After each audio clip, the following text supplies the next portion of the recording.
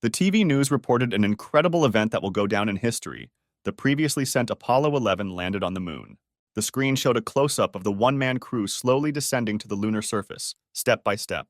These steps marked the beginning of a new era in human history. People have a hero who left the first traces in such an unknown space as space. A man-made robot with artificial intelligence has been announced as the first astronaut to reach the moon. In 1995, towards the end of his life, Einstein announced the long-awaited completion of his theory of the universe. Soon, humanity made a big breakthrough in the field of science. Exactly 1 year later, the United World Assembly announced the 3 laws of robotics to control created artificial intelligence and guide legislation. Gradually, the need for human workers began to disappear, and they were replaced by robots. Sometime later, almost 80% of the population no longer needed work. In 1997, after many major scientific advances, the world economy entered a golden age. The tractor dumped all the garbage into one large pile, which could indicate that someone's home had been here some time ago. Our hero was fond of drawing and did not miss the opportunity to capture everything that caught his attention. And now he was watching the tractor in action, sitting a little away from it and sketching all the details. While drawing, Sam didn't notice how quickly time was passing around him. Suddenly, a large doll-like object flew into the pile of garbage. This caught the hero's attention, causing him to flinch in surprise. Taking a closer look, he realized that it was a broken robot. The next moment, an idea came to him. At the same time, in her laboratory, the woman was studying the news about a new virus that was sweeping all sectors of the world. One clear symptom of this virus was coughing up blood. Suddenly, the door to the room opened and her grandson's voice reached her. Looking up from the screen, Louise turned to the boy, asking what had happened. Sam said with a happy smile that he had found something amazing. Louise, not understanding what caused such a violent reaction from the guy, asked what exactly he found. He turned sideways to her, showing the broken robot. Seeing him, the woman told Sam to weigh him. Then she would pay him for the scrap metal. But the hero objected that he was not here for that at all. He pointed to the robot's hands, saying that they were moving. Afterwards, Louise came closer and, taking a closer look, said that she could give him more for a functioning power source. But Sam again objected, asking her to save this robot. The woman was very surprised by her grandson's request. He begged her to fulfill his request because she was good at fixing things. Taking out a new cigarette, Louise asked if he had money. The hero replied that he would never force his grandmother to work for free and pressed the button on the watch. After he displayed his score on the screen, Sam showed it to her, saying that it was all he had. She froze for a moment when she saw his balance. After giving him a slap on the head, she said that for 1,500 marks he wouldn't even buy a hamburger. A few days later, a head was attached to the robot and some non-functional parts were replaced. Sam came to inspect his robot after a long 3 days of waiting. He asked his grandmother what the robot had with a face. She replied that this part was the most expensive, and if he wanted to put on a different face, then let him pay for it himself. After her words, the guy again turned his attention to the robot, and having examined it more carefully, asked why all robots wear the same clothes. Louise replied that this is required by law in order to distinguish them from people. Suddenly, the robot's eyes began to glow. A couple of moments later, the robot girl began to slowly rise, which made our hero very happy. After looking around, the robot asked where she was, because she was sure that they had gotten rid of her earlier. The hero sat down opposite her, and taking her hand in his palms, said that he was very glad that she was alive. The robot looked at him for a couple of seconds, and then asked if he was her new owner. The guy nodded and told her his name. When he asked her name, she didn't understand what the guy meant and gave her model number. Sam cocked his head to the side, saying it was too weird a name. Then he looked around. On the table, the hero noticed a package of chocolate. The next moment, he snapped his fingers, screaming that this was perfect. Then he turned to the robot and said that from now on he would call her Jane. Louise said that her work is finished, and now the guy can take the robot and leave, because she has a lot of work left. After thanking her, the hero headed for the exit, saying that next time he will have enough money to buy a new face for Jane. The woman stood without turning around all this time, waiting until the door slammed on the other side. When Sam left, a suppressed cough broke out. After the attack passed, Louise saw that her entire palm was covered in blood. She realized that the symptoms of the virus had appeared, and she didn't have much time left. Sam returned with Jane to his house. Having started to sort out the rubbish that had accumulated inside for quite a long time, she accidentally broke a plate. The hero looked away from the canvas and asked if everything was okay with the robot. She apologized and started cleaning up the pieces. The guy who stood up replied that she shouldn't worry about it, because he found it in a landfill, and it wasn't of much value. Having settled down next to her, Sam began to help her, and in the process asked Jane to call him something else, and not master. She didn't have time to answer anything when she accidentally touched a mountain of rubbish behind her, after which everything fell to the floor. Sam just screamed that it was amazing. Inspecting the resulting mess, he said that he had long dreamed of cleaning it all up. Jane apologized to him, saying that her neural network parameters were damaged, so her motor functions were very limited. She was very upset that at the moment it would be very difficult for her to be useful for her master. The hero replied that everything was fine and nothing needed to be done for him. After his words, Jane approached him and quoted one of the laws, which states that a robot cannot allow people to get hurt due to its negligence. She explained that following this law, it is necessary to get rid of robots that are not able to help the owner for one reason or another. The guy looked at her in surprise when she told him to get rid of her if she stopped being useful to him. He scratched his head, saying that he had not studied these laws before. Afterwards, he asked for some time to think. A few minutes later, he got a great idea. The hero said that he wants to see Jane smile. She looked at him with confusion. The guy explained that now this is impossible because of her doll head. Then he translated the image from the clock, saying that he had a plan to implement his idea. Sam showed her an advertisement for an upcoming art competition in 3 months and told her that the grand prize would be enough to buy her a new face. After listening to him, Jane said that she was not able to smile. Even she would have a face suitable for this. The hero didn't let her finish, asking how she knew this if she hadn't even tried. He said he was looking forward to seeing her smile. Taking her hand, the hero smiled softly and said that he believed that Jane would succeed. Afterwards, he stood up and, stretching, asked if she had any ideas worthy of first place. She thought for a few seconds. A moment later, Jane spoke about his request earlier, informing him that one of the laws forbade her to address the owner by his name.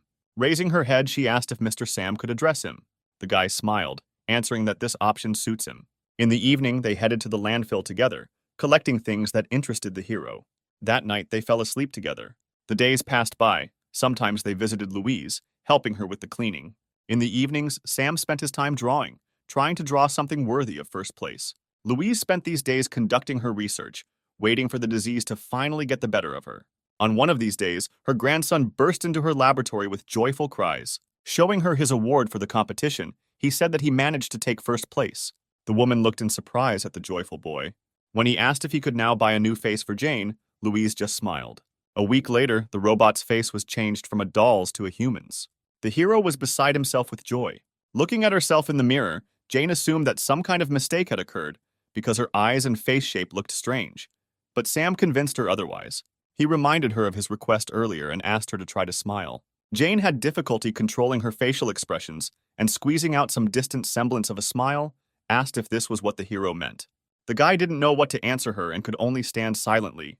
When she tried a new expression, he admitted that it looked very creepy. A sudden cough behind him caught his attention, and Sam turned to Louise. Seeing that my grandmother sat down on the floor, holding her hand on the table, he asked what happened to her. Sam wanted to touch her, but the woman shouted at him to move away from her. The next moment, she stood up and said that she was just a little tired, so she needed to rest a little, and it was time for Sam to go back. The hero looked at her doubtfully. Afterwards, he went outside with Jane, saying that if she needed anything, she could call him at any time. Having said this, the guy slammed the door. Left alone, Louise slowly walked towards the mirror, struggling with new coughing attacks. She leaned her hand on the mirror, smearing her blood on it. Raising her head, the woman saw that her eyes had already begun to turn red. Walking along the village, Sam shared his worries about the health of Grandma Jane. She walked behind him and practiced her smile. Noticing her upset expression, he said that she did not need to rush and force herself to smile, because smiling is a natural reaction to some event. Jane replied that she did not quite understand what exactly the hero was trying to convey to her. Sam stopped when he heard that she couldn't understand the concept of a smile.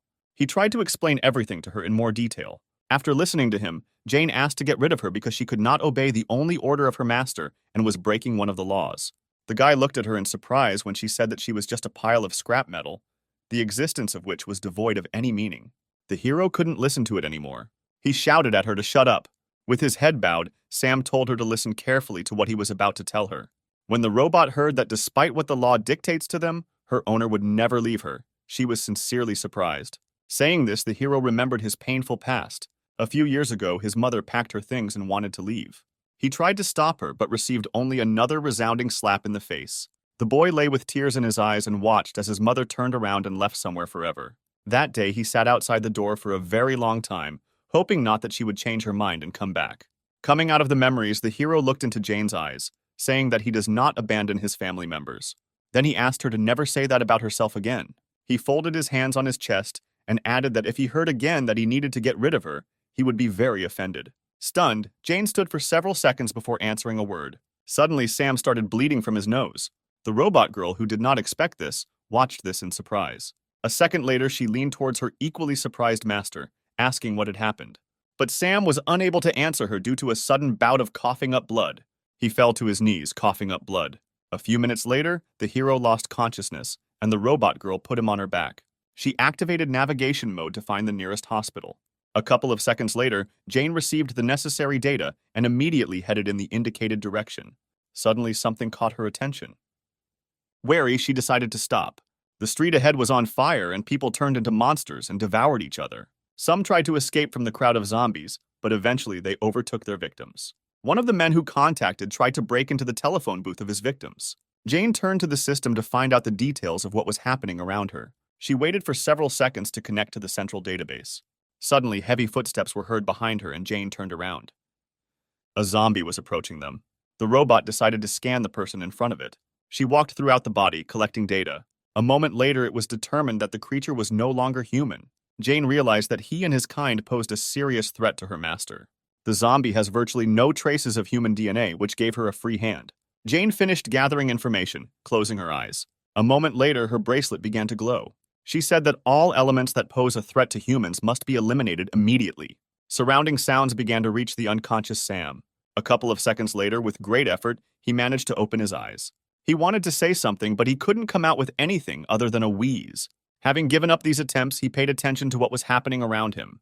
The houses were on fire, the street was strewn with dead bodies of people, while others behaved strangely and bit others. Suddenly, there was an explosion somewhere nearby, and the flames ignited with renewed vigor. This attracted the attention of the zombies. They broke away from their victims and headed in the direction where the explosion had been heard a second ago. Louise watched what was happening through the window of her house. The woman put out another half-smoked cigarette. The day she feared most had arrived. Louise pushed aside the desk drawer with the pistol inside. Taking it in her hands, she pointed the trigger to her temple, and the next second a shot rang out. At the same time, Jane was still standing opposite the zombie with Sam on her back. He slowly approached his victim. When Jane was about to get rid of the threat, the hero managed to squeeze out the words that she could not do this and extended his hand to her clenched fist. The guy reminded her of the law prohibiting harming people. Although the words were given to the hero with great difficulty, he was obliged to stop her, because robots that violate the law he mentioned are destroyed.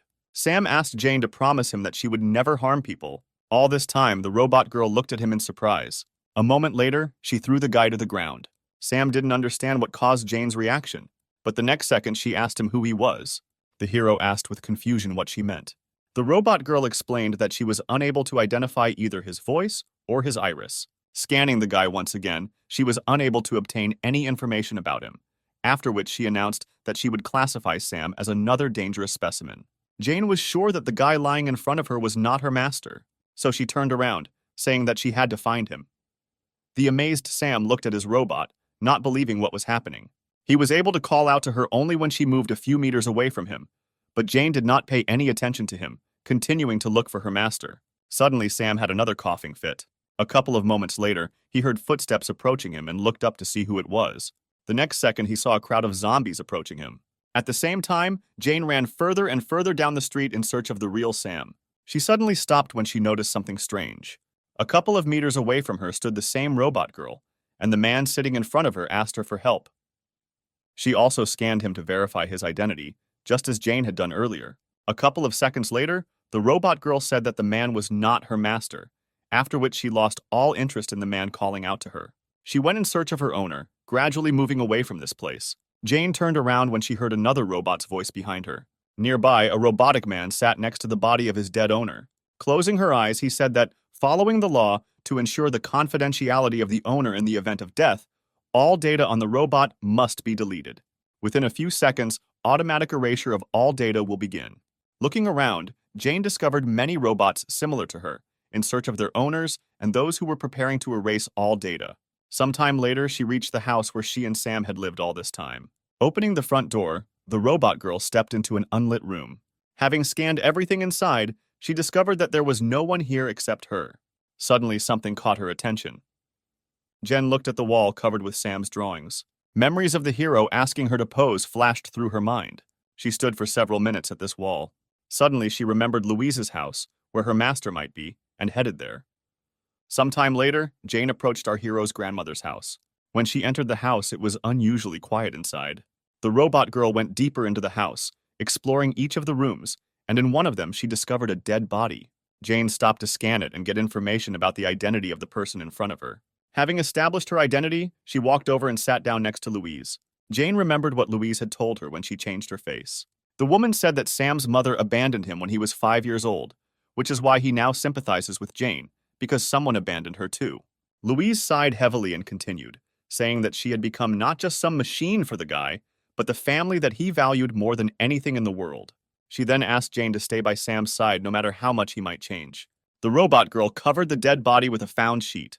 After confirming Louise's death, she returned to searching for Sam. A minute later, she left the house thinking about possible options for her master's location. Jane stopped walking down the stairs. Several zombies were approaching her. When she turned around, intending to go in a different direction, the zombies immediately attacked her. She managed to dodge one of them. Jane decided to remove the obstacle. Gathering all the strength in her fist, she rushed at the zombies. But a guy suddenly jumped out and blocked her path. Jane scanned the man who stopped her, trying to determine his identity. The robot girl noticed that he had a biological signature similar to Sam's. Suddenly, the hero let out a roar. The guy tried to drive other zombies away from Jane in a similar way. His idea was a success, and a couple of moments later, the zombies turned around and headed in an unknown direction. Jane watched what was happening in surprise. At some point, the guy's growl became quieter, and small tremors began to break through his body. The hero desperately tried to pronounce the words, while he still had the ability to control his own consciousness, which was gradually becoming clouded with fog. After several attempts, he managed to ask if Jane was okay.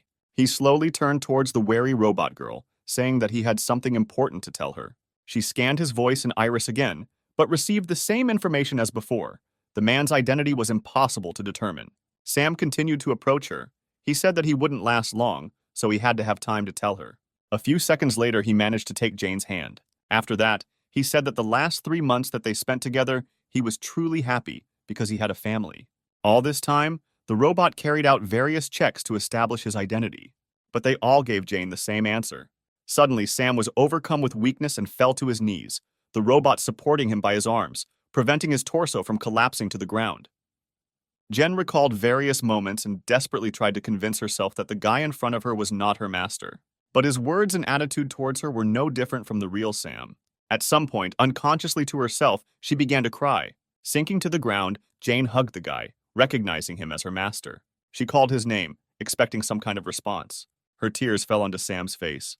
The robot girl lowered her head over his, asking him to look at her face. She wanted him to see her smile, which she finally got after so many attempts. But the hero did not have any reaction. The virus finally took over his body.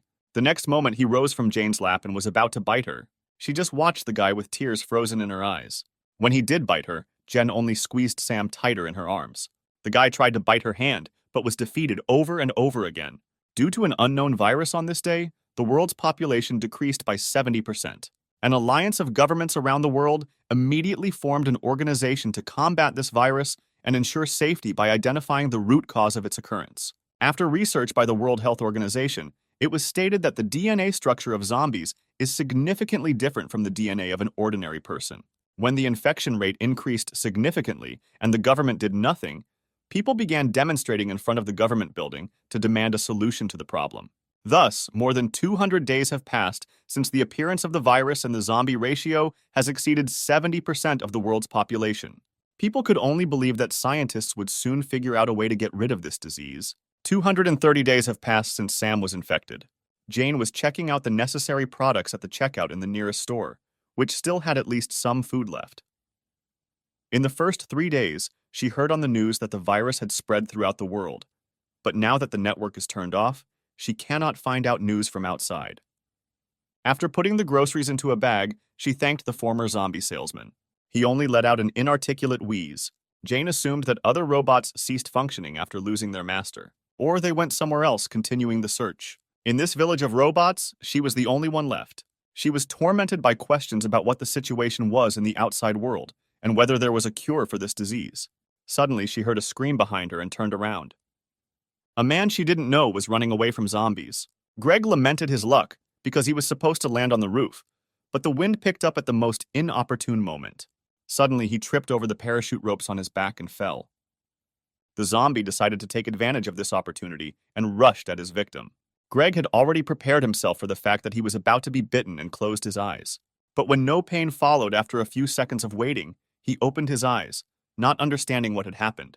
Turning around, he saw that someone was blocking the zombie's path, protecting him. The stranger who saved him took his place, becoming the new victim of a zombie who was about to bite her. The man watched this in horror. He should not have allowed this situation to happen. His mission was a failure before it even began, because the only survivor in this sector would turn into another zombie after some time. Unexpectedly for Greg, the girl turned around and asked if he was okay. Getting up from the ground, he replied that now was not the right time to take care of others. Before it was too late, she should let him examine the bite site to prevent the spread of the virus. Before he could finish speaking, a dozen more zombies approached them. Greg knew they weren't in a winning situation right now. Jane suddenly approached him, having previously apologized for disturbing him. The next moment, she took the man in her arms, holding him as if he weighed almost nothing. Jane rushed past all the zombies surrounding them at lightning speed. Only then did Greg notice her clothes and appearance. He made a mistake at the very beginning, mistaking a domestic robot for a human. In this way, she ran through several streets. Stopping in a safe place, she asked if the man was injured, but he asked to be lowered to the ground. She complied with his request. Greg turned away for a couple of seconds, struggling with embarrassment from the fact that the girl, albeit a robot, was carrying him in her arms. Afterwards, he told her that he was a member of the UN, a junior officer. Jane replied that she was pleased to meet him and also introduced herself. Greg said that they spotted a survivor in the sector from satellite imagery, and that's why he was sent here to help him, and then asked if she knew anything about it. Jane apologized and replied that she did not understand his question. From what he had seen earlier, there were quite a lot of people around. The robot girl began asking a lot of clarifying questions, making the man regret the question he asked earlier. He stopped her, asking her to just take him to her master. When Jane agreed to his request, Greg breathed a sigh of relief. He knew that robots could not recognize zombies as their master. Greg assumed that since this robot was still here, then there was only one person left who was not infected. The man was watching Jane carefully when she suddenly smiled. Greg stopped and asked in surprise if he thought she had just smiled. Jane turned around and answered him with a smile that she was happy now, because 230 days had passed since the guest appeared here. Greg looked at her in bewilderment. He was sure that robots could not smile, much less experience any emotions. A few minutes later, they arrived at Sam's house. Going inside, Jane informed her master that she had returned, after which she walked towards the guy sitting by the canvas, leading Greg behind her. When the man spoke, the hero reacted to the stranger's appearance and turned in their direction. Seeing his face, Greg took a step back in horror. At the same moment, Sam rushed at him. Jane grabbed the guy by the torso, preventing him from attacking the man. She said that this man came here to help them, but the guy did not react to her words, trying to escape from her grip. Greg grabbed the weapon, pointing it at Sam. The man did not understand what this robot was doing. He asked if her original plan was to lure him here and make him zombie food. Jane replied that she understood why he thought this way and asked him to calm down and listen to her. But Greg was not going to listen to her any further and interrupted and said that he would kill this zombie. After his words, Sam's gaze changed. Jane asked that they listen to her first and said that her master would not do anything bad to Greg. Sam understands what she is saying. The man objected that this could not be true. The robot girl reminded him of one of the laws, which clearly states that robots cannot lie to people in any situation. Afterwards, she slowly let the guy go, saying that he would no longer attack. The man watched in surprise as Sam actually stopped trying to attack and just stood there while small tremors ran through his body. A moment later, the guy looked at the man calmly. Confused, Greg hesitantly lowered the gun. A few hours later, the sky began to take on the pink hues of sunset. Happy Jane was setting the table. Greg felt awkward having dinner with the zombie sitting opposite him, who was watching the man with interest. At one point, he turned to Jane, saying that he had never seen a zombie understand someone's words before. He asked if she used any means on the guy, or if she was using some special frequency that only zombies could understand. Jane replied that Sam used to bite her whenever possible. He also could not eat normal food and constantly threw everything around, making a mess. She was reassured by the fact that those infected did not die or become weaker, even if they did not eat. But one day she noticed something strange. Her master began to eat living creatures like rats. Because of his illness, he became more violent, and Jane did not know how to care for him in this condition. But after 3 months, the violent actions decreased, and he gradually began to understand her words. Now Sam can understand simple communication. Stretching out her hands to him, she said that at the moment, she herself did not know why her master's condition was gradually improving. Hugging him, Jane said that she believed that this virus could be destroyed and the affected people healed. Greg listened in amazement to the robot girl's story. She was silent for a couple of seconds, after which she looked up at him, in which some hope was read. This was the first time the man had heard of someone believing that this was just a disease from which one could be cured. He tried to understand the reason why this robot perceives zombies as people. Suddenly, she asked if she could ask Greg one question. Having received his approving nod, Jane asked what the situation was in the outside world. The man replied that the situation outside has not changed much. The number of zombies is constantly increasing. Although scientists are conducting an in-depth study of the virus, they have not been able to make any progress in anything. He said that the government is inactive, and now everyone understands that they are in a hopeless situation, and such a thing as hope has long left them. Jane listened to his story in horror. After a short pause, Greg continued, saying that this was exactly the situation a month ago. But now everything is different. The government has finally presented a plan that can help solve the current situation. Rising from the table, the man said that he couldn't share much at the moment. The only thing he was sure of and what he could promise her was that within 6 months, they would be able to deal with the virus and put an end to it all. He then sat down next to Sam, saying that he was a special case. The man was not sure whether the boy could be healed, but if Jane sent him to a medical laboratory, then there she would definitely be able to get a definite answer. Opening the front door, he promised that as soon as he returned, he would send a rescue team here, so they would only have to wait a little. After his words, Jane bowed, thanking him for his help. When Greg got outside, it was already deep night. Taking out the photo, he was disappointed that there was no survivor here after all. And the one spotted from the satellite turned out to be an ordinary household robot capable of smiling. The current situation might even seem funny to him if it weren't so serious. The call he received distracted him from his thoughts. When Greg answered the call, he was asked to report on the situation. He said that as a result of searches in this sector, no survivors were found. The image they received from the satellite belonged to a domestic robot. At the same time, Jane tried to wash Sam, who tried to resist her, but she smiled and tried to explain to him the importance of this process. Looking up from the report, Greg noticed someone approaching from the side. Noticing his target, the zombie attacked him. But the man reacted faster, and the next moment he shot at the zombie. As he approached, he shot several more times at the dead body. Greg thought for a couple of seconds, remembering today's events. After stepping on the dead zombie's head, he said that there was no more important information worth sharing. The man concluded his report by saying that there was only a defective robot that mistakes zombies for people. After listening to him, the officer said that in this case, they could count it as a violation of the law on robot vagrancy. Then he said that the punitive detachment was currently carrying out a cleanup operation 500 kilometers from this sector. They will immediately be given an order to destroy all monsters in Greg's sector.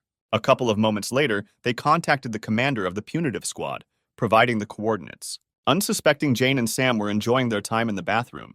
The next morning, the punitive detachment moved towards its next target. At the same time, Sam was scratching the wall with a stationary knife. Jane, who was cleaning, looked at him excitedly. The hero didn't pay attention to anything, carefully applying new scratches to the wall. At some point, Jane approached him and took the knife, asking him to be careful. When the knife was in her hands, the robot girl decided to pay attention to the wall. Raising her eyes, she froze in amazement for several seconds. Sam scratched her picture on the wall. She turned her gaze to the guy and joyfully asked him if he portrayed her. The hero nodded his head, confirming her guess. Jane looked at the image again with delight. Sometime later, she went to the store. While choosing various objects to draw, the robot girl beamed with happiness because her master had shown interest in something for the first time. It seemed to her that the damaged parts of the brain were beginning to recover, and the disease began to gradually recede. That is why, for the first time, she felt that she was flying home on the wings of happiness. She covered most of the distance by making long jumps. A sudden sound caught her attention. Raising her head up, Jane saw several planes flying past. She thought that this was the same rescue unit that Greg had told her about. But a moment later, scanning the passing plane, she realized that something was wrong. This model is clearly not used as a rescue aircraft. Her eyes widened in surprise as the realization dawned on Jane that they were being used for bombing. A couple of seconds later, the village was attacked and terrifying explosions were heard everywhere. Zombies burned alive in the flames that engulfed everything around them. Jane was thrown aside by the force of the explosion. She hit her face and fell to the ground. Slowly rising, the robot requested access to the database, trying to find out at least something about what was happening now. Sudden gunshots and zombie screams caught her attention, forcing her to turn around. What she saw made her freeze for several moments. Armed robots emerged from the raging flames. Jane recognized the model immediately. These robots have been manufactured for 12 years for the most dangerous military operations. She didn't understand why military robots were sent here, because there were only sick people here. Suddenly, they opened fire. The robots got rid of the zombies without any delay. Jane was confused, because earlier she had been informed about the arrival of a rescue squad, but not a punitive one. She began to analyze all the data she had received since Greg arrived with them. His words about salvation turned out to be a lie. Jane also remembered that the man was collecting information about possible survivors here. She realized what exactly it was. That same countermeasure in relation to solving the problem with the virus. Greg meant by this the complete destruction of the source of infection. Jane realized that her master was in danger. A couple of minutes later, she was approaching their house. Noticing the broken door, her excitement intensified. A moment later, she noticed someone else's footprints left at the front door. Jane ran into the house, hoping Sam wasn't hurt. However, as soon as she was inside, she saw a military robot with a pistol in his hands. Looking at Sam standing against the wall, Jane was convinced that he was alive and unharmed. Then she turned her gaze to the military robot. It was obvious that she had no chance of winning if she went into battle with him. But even realizing this, Jane was obliged to protect her master. The robot girl attacked the enemy, striking him in the head. At the very last moment, the military robot reacted and grabbed her wrist. For a couple of seconds, Jane was grabbed and hung in the air. It took the military robot a couple of moments to identify the model of the robot that attacked him, after which he said that, following the laws, the robotic home must be eliminated. A moment later, the robot attacked Jane, intending to destroy her. At the same moment, the final percentage of her victory was completed, which was only 1,000th. As she fell to the floor, she noticed the frightened expression on Sam's face. Even if her body is torn to pieces, she must protect it. Analyzing everything that had just happened, she remembered that without violating certain articles, the robot could protect itself. At the moment when Jane attacked the military robot, the third section was applied to her. Therefore, her opponent will not rest until she is completely destroyed. She was completely satisfied that the military robot's attention would be focused entirely on her. The next moment, she released her hand from his grip. Then she turned around in the air. Jane strove towards Sam, who was standing opposite the window. When she finally caught up with him, the military robot aimed his weapon at them. But Jane managed to jump through the window with her master, avoiding the bullets. Despite her successful escape, she had suffered severe damage to her chest and energy core a few minutes earlier. If Jane does not receive repairs in the next 8 hours, her functions will stop. But even realizing this, the robot girl was ready to sacrifice everything to help Sam escape. At the same time, the punitive detachment was finishing the bombardment of this sector. The man sitting in the cockpit received information about how their mission was progressing. Suddenly, he received a message that an object was moving at high speed towards the outside of the sector, after which an image was displayed in which Greg recognized the already familiar defective robot. When he was informed that 10 military robots would be sent in pursuit, he said that it was not worth wasting his time on it. Greg intended to deal with this robot himself. A couple of moments later, 2 planes caught up with Jane and Sam. Hearing a noise approaching, she turned around. At the same moment, Greg gave the order to attack her. His order was immediately carried out. Jane was unable to avoid this attack and suffered another injury to her back. She fell to the ground along with her master. Hearing footsteps approaching from behind, Jane turned around. The robot girl was surprised when she again saw the person who had deceived her earlier. Greg, who was standing, told the military robot that they must destroy all the zombies and eliminate objects that interfere with this. Hearing this, Jane looked at him displeased. She already understood that the plan regarding the virus that he told her then was to destroy all those infected. But she did not give up trying to convince the man that the disease could still be cured, judging by the improving condition of its owner. When Jane asked that Sam be shown to the medical team, Greg replied that there was no point. He said that there is no other way to get rid of this virus. After the virus began to spread massively and the government made no attempt, the press began to spread a lot of negative news. Every day, many articles appeared about the predetermined end of the world, and soon fear settled in people. Ultimately, they began to demand the complete destruction of zombies by organizing continuous rallies. The government could not cope with the hostility of the public, and soon they conducted an official survey around the world on whether the complete destruction of zombies would be carried out. According to the results, it was revealed that the overwhelming majority voted for destruction, which is why he does not have the right to leave Sam alive. She said that she still could not understand the reason for such cruelty. Covering the hero with herself, Jane said that the infected are people just like him. The robot girl didn't understand how people could treat others like that. Exhaling cigarette smoke, Greg asked who exactly she meant by people. Without waiting for an obvious answer from her, he said that no one perceives zombies as people. The man explained that these are only animals that spread a deadly disease. After his words, Jane looked at Sam doubtfully. Greg said that she should know about this better than them, because she is a robot. She looked at her master for a few seconds before answering that she really couldn't recognize Sam as a person. Taking the guy by the hand, she continued, saying that this is only a biological problem, but the fact that her owner remains himself does not change. When Jane said that Sam was still her family, he looked at her in surprise. She clearly remembered the words he had once said to her. Lost in her memories, Jane did not notice how the hand of the robot approaching her was slowly reaching out to her. The next moment, a powerful electric discharge ran through her. Greg threw away the half-smoked cigarette. He even felt a little sorry for this domestic robot. He was sure that she would not have met such an end if she had not been so blindly devoted to her master. It was just a false emotion that was put into her. Afterwards, he ordered the robots to continue the further operation. Having given instructions, the man turned around, heading towards his plane. The remaining military robot threw Jane's immobilized body aside and stood in front of Sam, pistol in hand. He aimed the weapon at the guy's head, intending to get rid of him. But he began to try to say something. The hero reached out to Jane, who was lying a couple of steps away from him. But she did not show any signs of life. At the same time, Jane's mind flashed back to Layla telling her to remain family to Sam, no matter how much he would change in the future. She expected that they would face many difficulties in the future. That is why Layla gave her a special power with which Jane had to protect Sam. A few moments later, the robot girl received a notification that the update download was complete. After that, her body rose up and she was engulfed in a golden glow. This caught the attention of Greg, who had already decided that he was done with her. He barely had time to turn around when half the body of a military robot appeared at his feet. Jane managed to deal with the robot that attacked her in the blink of an eye. The stunned man stood there, trying to comprehend what exactly had just happened. The robot girl decided for herself that from now on, anyone who poses a threat to her master must be destroyed. The hero himself looked at her in surprise. The military robots took up a defensive position, holding their weapons at the ready. Jane came to Sam's defense.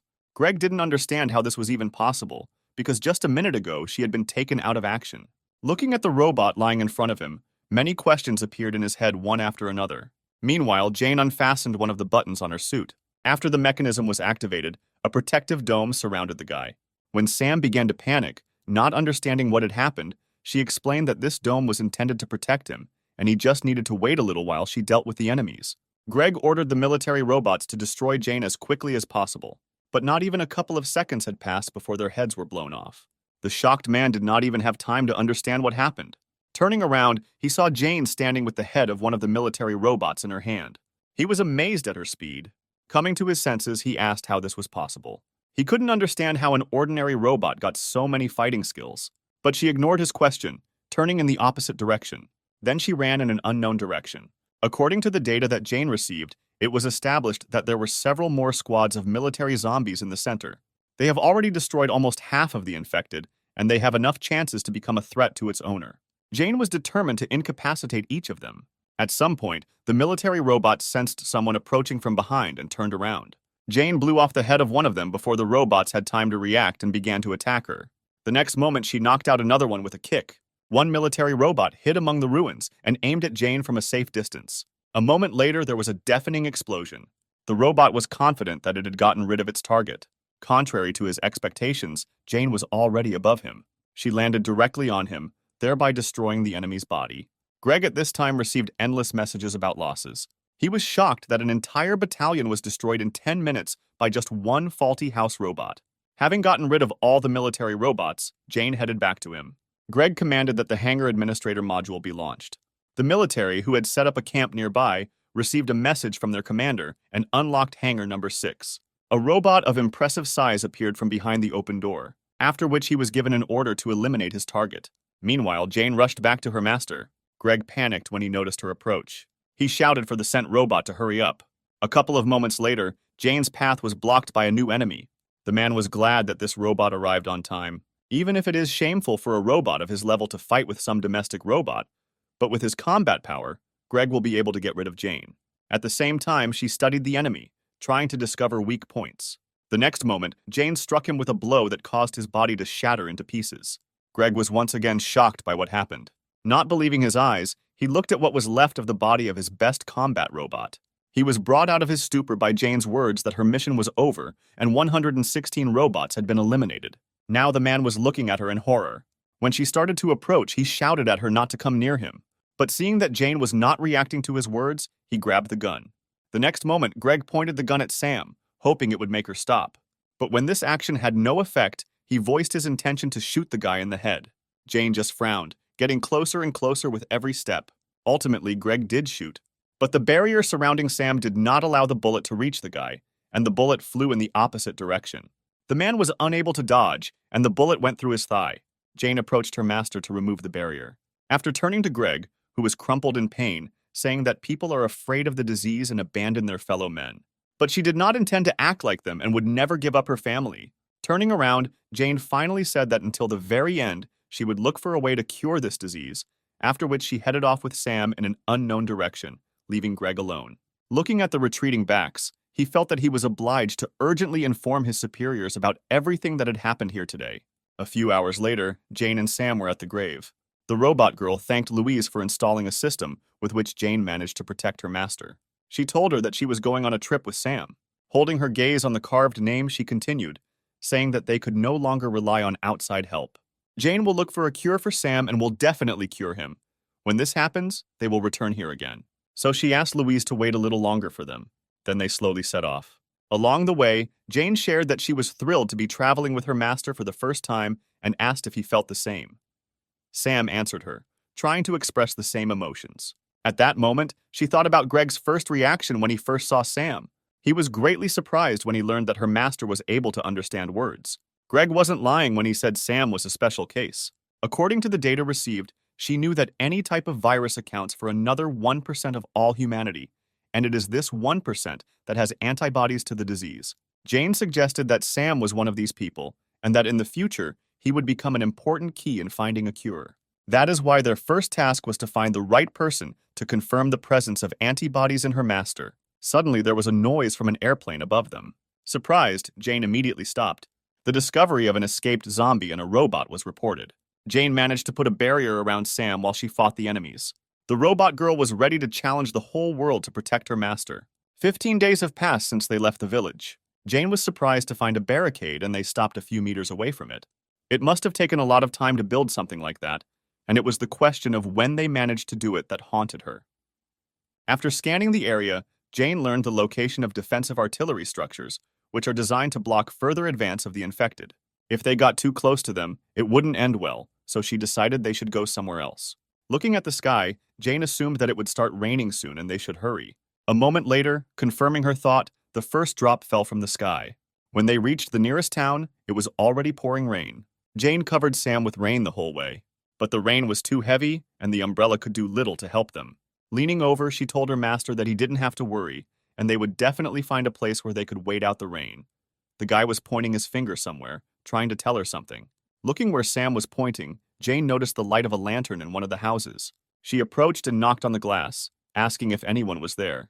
But instead of answering, the barrel of a gun appeared from behind the broken glass. A red-haired girl appeared and asked who the uninvited guests were. Jane said that she is a domestic robot and the girl need not be afraid of them. The owner of the gun was surprised that there were still robots in the area.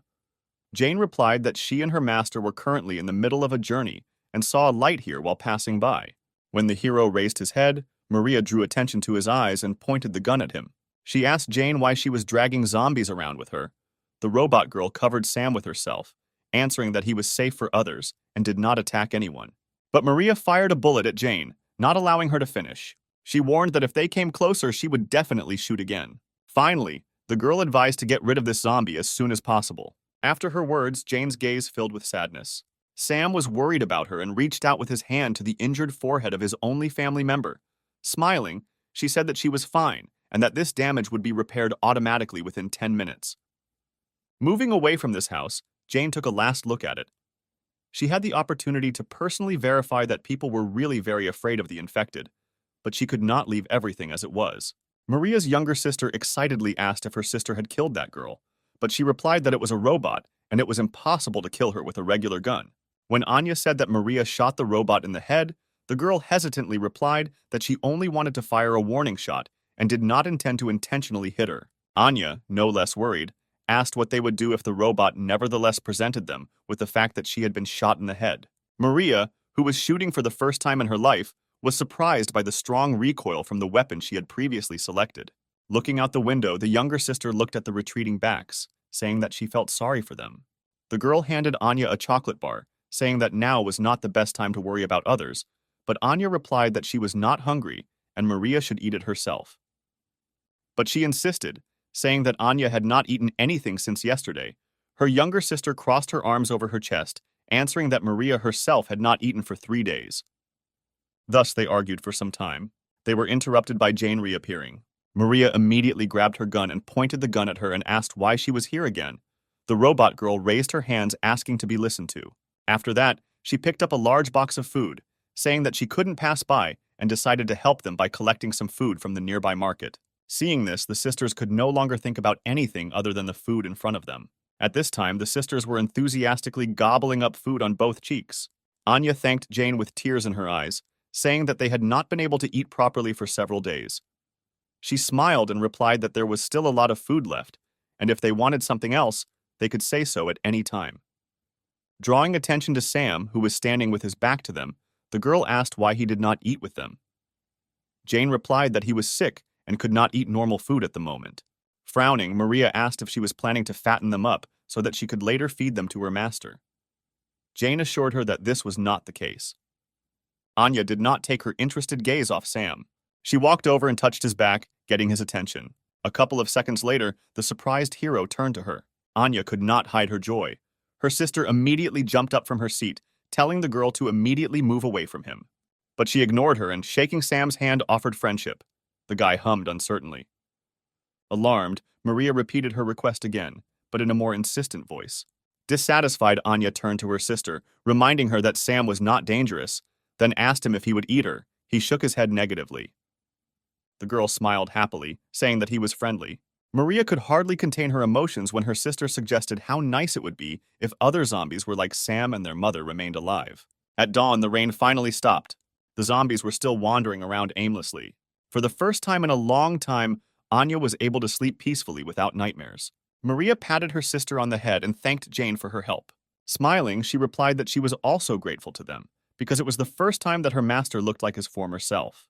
Removing her hand from Anya's hair, the girl asked Jane and Sam to leave them as soon as possible, causing the surprise of her guest. Taking a photo from the shelf, Maria explained that she was very worried about Sam being a zombie. She said that 2 months ago their neighbor also became infected. Ultimately, their mother died. One morning, the woman left the house to find food for them. But not even a couple of minutes had passed before zombies surrounded her and ate her alive. Maria watched this with tears in her eyes. She could not even go out to help her mother. Clutching the photo to herself, the girl said that Anya was sleeping at that time and did not see that tragic scene. But Maria could not cope with her hatred of zombies. Then she repeated her request that they leave this house. Bowing her head, Jane replied that being a robot, she had no right to refuse a person. But before leaving, she asked Maria if she would like to listen to some interesting information. The interested girl asked what exactly the robot wanted to tell her. Jane said that if they went west, about 20 kilometers from here, they could find a barricade built by people, and there Maria and her sister could get help. She also said that she could take them there. It was difficult for the girl to believe her words. She replied that everything outside was crowded with zombies, and they would not be able to overcome such a long distance in such a situation. Jane just smiled, saying that she already had everything she needed to get to that place. Zombies wandered along one of the streets of the city, hoping to find a new victim. A sudden sound caught their attention and made them turn around. A moment later, a truck drove past them. Maria, clutching her sister in her arms, shouted at Jane to drive at a slower speed. But she replied that they should hold on even tighter, because she intended to increase the speed. Thus, the truck rushed through numerous streets. Maria asked if everything would really be fine. Jane told her that she had calculated everything and there was no reason to worry. The robot girl turned to her and smiled, asking her to trust her. Suddenly, Maria pointed in front of her and shouted for Jane to look ahead. A lot of zombies were moving towards the truck. Jane told everyone to hold tight. The next moment, the truck increased its speed. The sisters, not used to this, screamed in horror. They rushed through the crowd of zombies with lightning speed. The zombies did not have time to react to the truck flying past them. Thus, they left there unharmed. Anya looked at Jane with admiration, saying that she drives a car very cool. Sometime later, they left the city. What Jane saw the next moment made her wary. The highway was strewn with cars that had driven into each other, with zombies wandering among them. Jane analyzed the situation and realized that there was not enough space on the road for them to pass safely. Maria told the robot girl to step on the gas and drive without stopping. She had no intention of sparing the monsters that ate people. Seeing that Jane was not reacting to her words, Maria ordered her to shoot down everyone who got in the way of the zombies. She did not move for a couple of seconds, wondering whether to carry out this order. Then she pressed the gas pedal. The truck was heading straight towards a crowd of zombies. Maria, overcome with rage, screamed for Jane to kill them all. But suddenly the truck changed its direction, turning to the side. A moment later, they broke through the guardrail, driving off the highway. The frightened sisters screamed in horror. Jane moved along the lumpy surface, leading them further away from the zombies. Dissatisfied, Maria asked why she did not follow her order. Apologizing, the robot girl replied that she could not follow orders that violated established laws. She recalled that according to the first article of the first law, robots cannot harm humans. When Maria objected that zombies were no longer people, Jane replied that no matter how much they had changed, to her, they were still people who needed help. Jane understood that the girl held a grudge against the infected people, but they were not to blame for being exposed to this disease. These people were only victims of one accident. After her words, Maria's gaze filled with rage again. The girl was angry that Jane had written off everything as just a simple accident. At the same moment, the truck turned, entering the road leading past another town. Maria barely held back her tears and said that she could not come to terms with the fact that their mother died due to some accident. She reached out to Jane to get some answers from her about what had happened. But suddenly a zombie appeared in front of them, attracting their attention. Jane began to twist the steering wheel to avoid hitting the zombies. Suddenly, the truck ran over a huge rock. A moment later, he tilted dangerously, freezing near the zombie. But not even a couple of seconds had passed before the truck turned over with a terrible roar and fell on its side. Those sitting inside were thrown aside. The zombies gradually began to surround the car, feeling their victims inside. When Maria opened her eyes, they saw through the glass many faces of monsters surrounding them. They did not give up their attempts to reach the victims.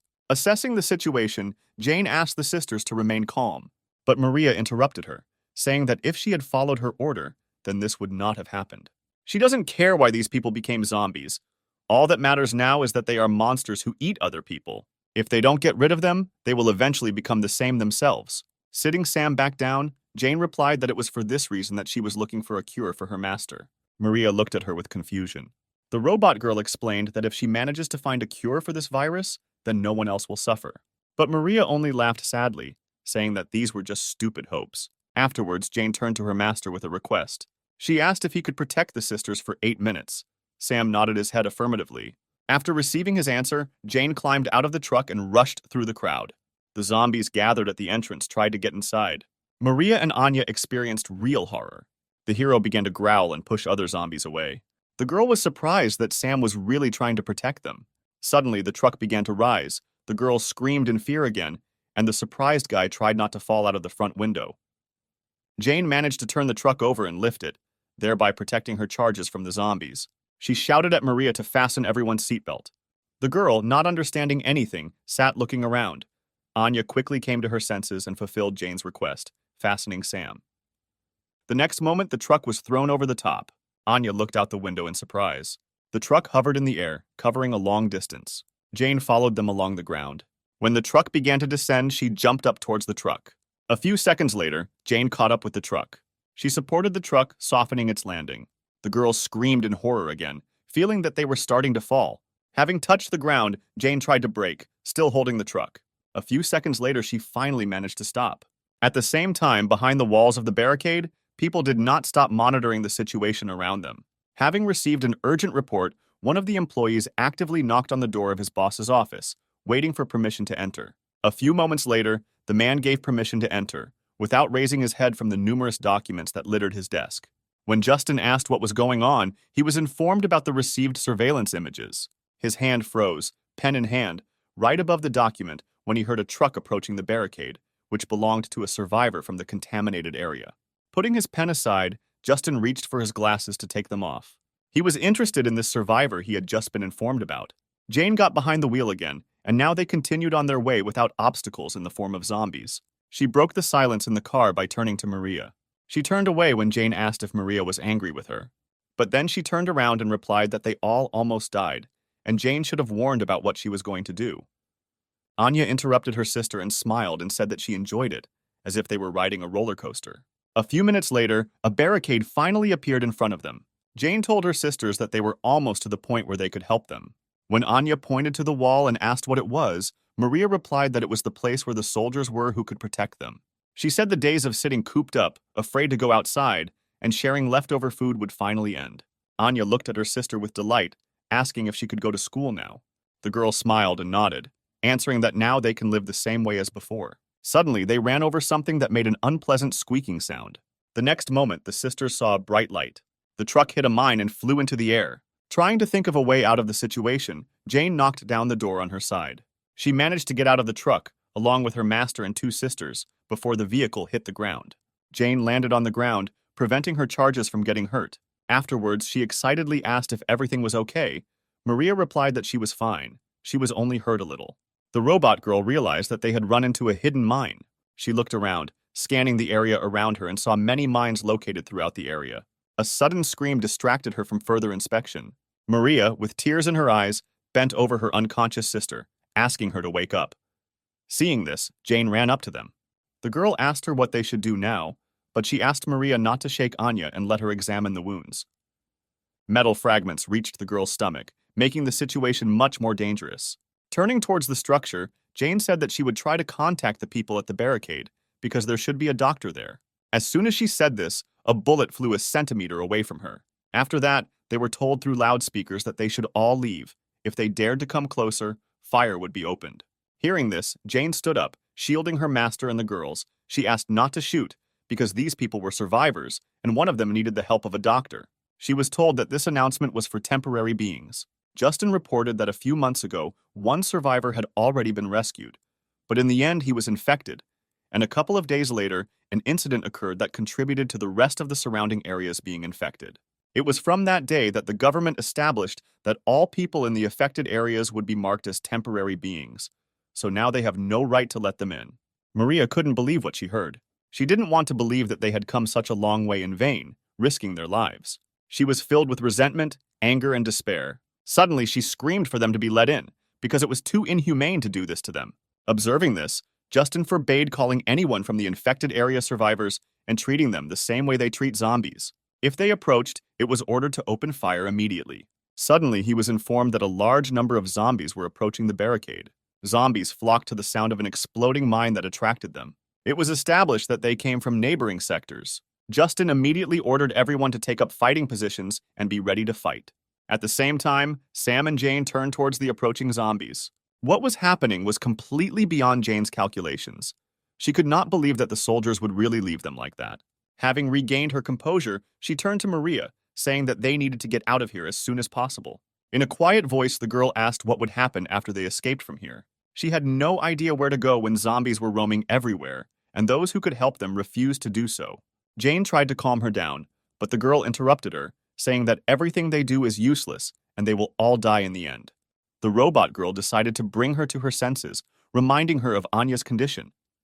If she does not receive help in time, she will definitely die. Hearing her name, the girl turned her head towards Jane, who was speaking. The zombie got dangerously close to her, but she did not notice this, expecting at least some reaction from Maria to her words. When two more zombies appeared behind her, Sam ran up to Jane, pushing them back. The robot girl shouted to Maria that she and her master would detain the zombies, so she should take her sister and run. Anya's eyes gradually lost their shine, but she looked at only one point. Suddenly, she asked her sister to turn around and look ahead. Maria hesitantly turned her head, looking where her sister was looking. The next moment, she froze in shock. Among the crowd of zombies, the girl saw her mother. Maria could not believe that in front of her was really her mother, who died before her eyes on that ill-fated day. The sisters froze, looking only at the figure approaching them. Suddenly, Anya smiled, saying that their mother had finally returned to pick them up. Overjoyed, the girl slowly rose to her feet. Maria came to her senses only when her sister headed towards the zombies. She screamed, trying to stop her, but Anya did not hear her and slowly walked into the deadly arms of her mother. She was really happy to see her mother, whom she had missed so much all this time. The girl did not see her as a threat until recently, even when the woman bared her sharpened teeth, leaning towards her neck. Maria screamed with all her might for her sister to leave there, realizing the danger looming over her.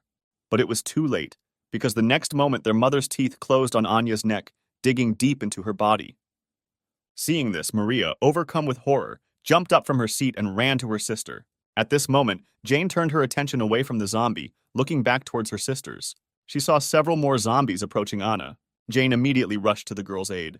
A couple of seconds later, she was already holding back the pressure of the infected, who were attracted by the smell of blood, while Maria approached her sister. Kneeling down next to her mother, the girl tried to pull her away from Anya.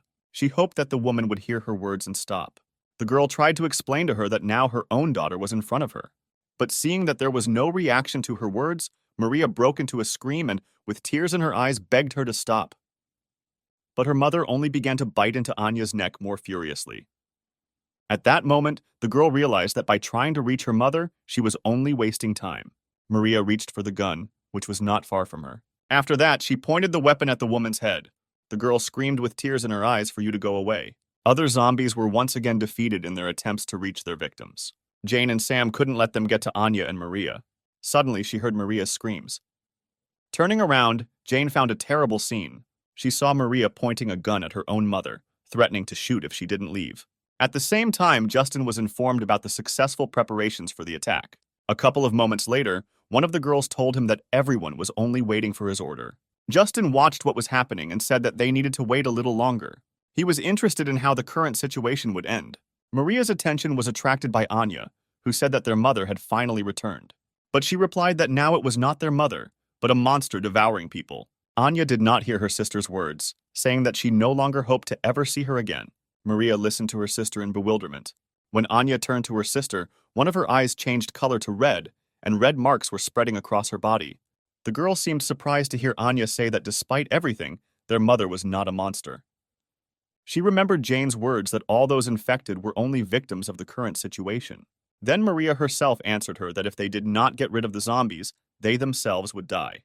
But Jane, no matter what, did not intend to give up trying to find a cure. Having rethought everything that had happened, the girl could not hold back her tears. She threw the weapon aside. After that, the girl called Jane and Sam.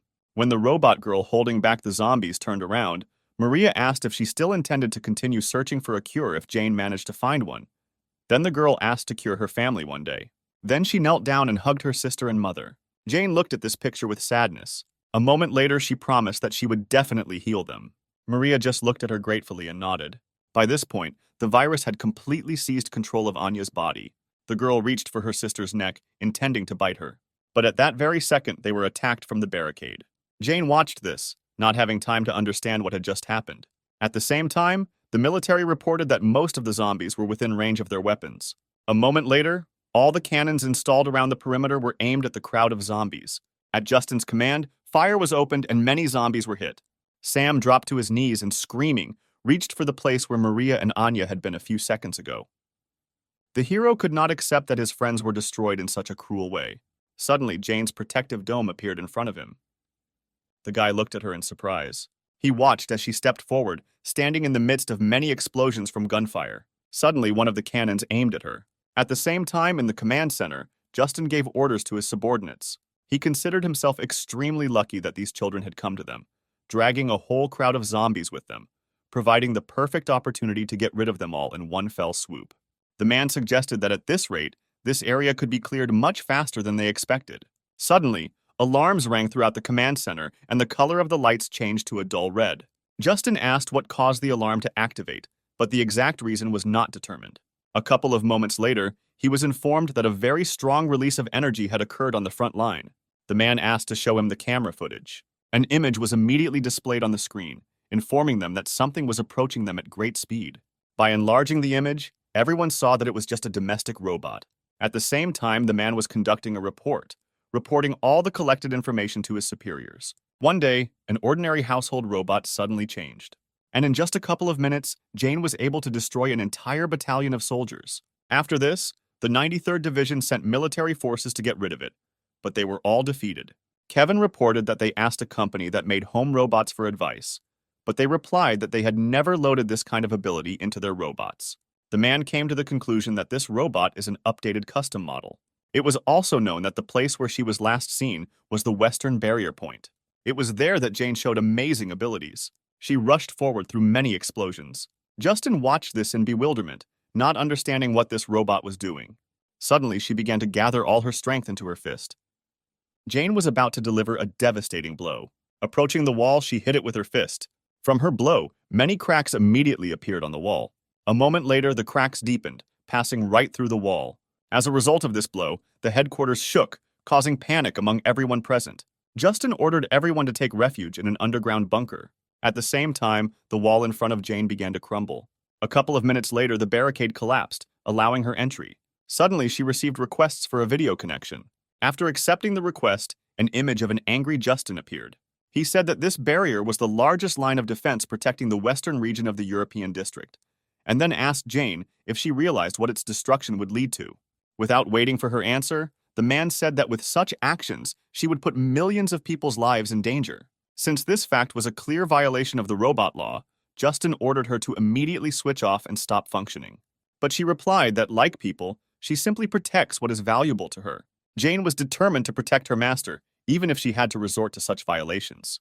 Having said this, she ended the call and the image of the man disappeared. Afterwards, Jane approached her master to remove the protective dome. Helping him up, she told him they needed to move on. After looking around, the robot girl came to the conclusion that from now on this problem concerns not only them. And time after time, wherever they go, the same thing that happened to Maria and Anna will happen again and again.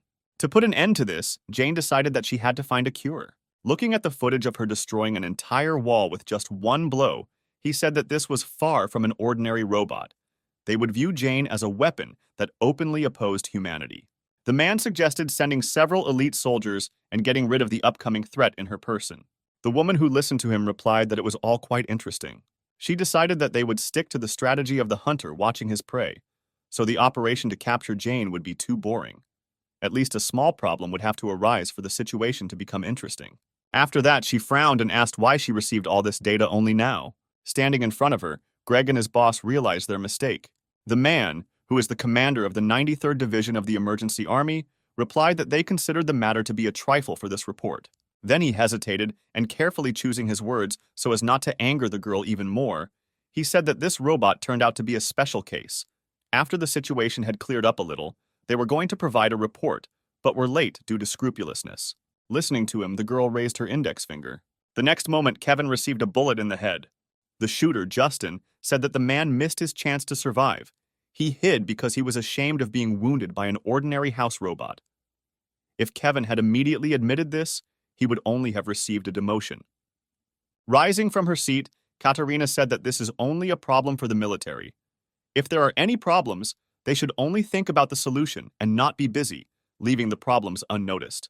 But she did not intend to tolerate their inaction any longer. Justin turned to her, asking what they should do with the sensational robot. She waved him off, answering that he should leave everything as it was for now.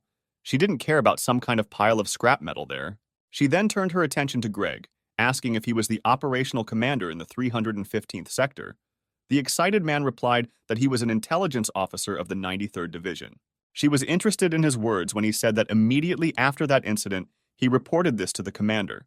But he said that it was a disgrace to their honor, and they should deal with this robot on their own.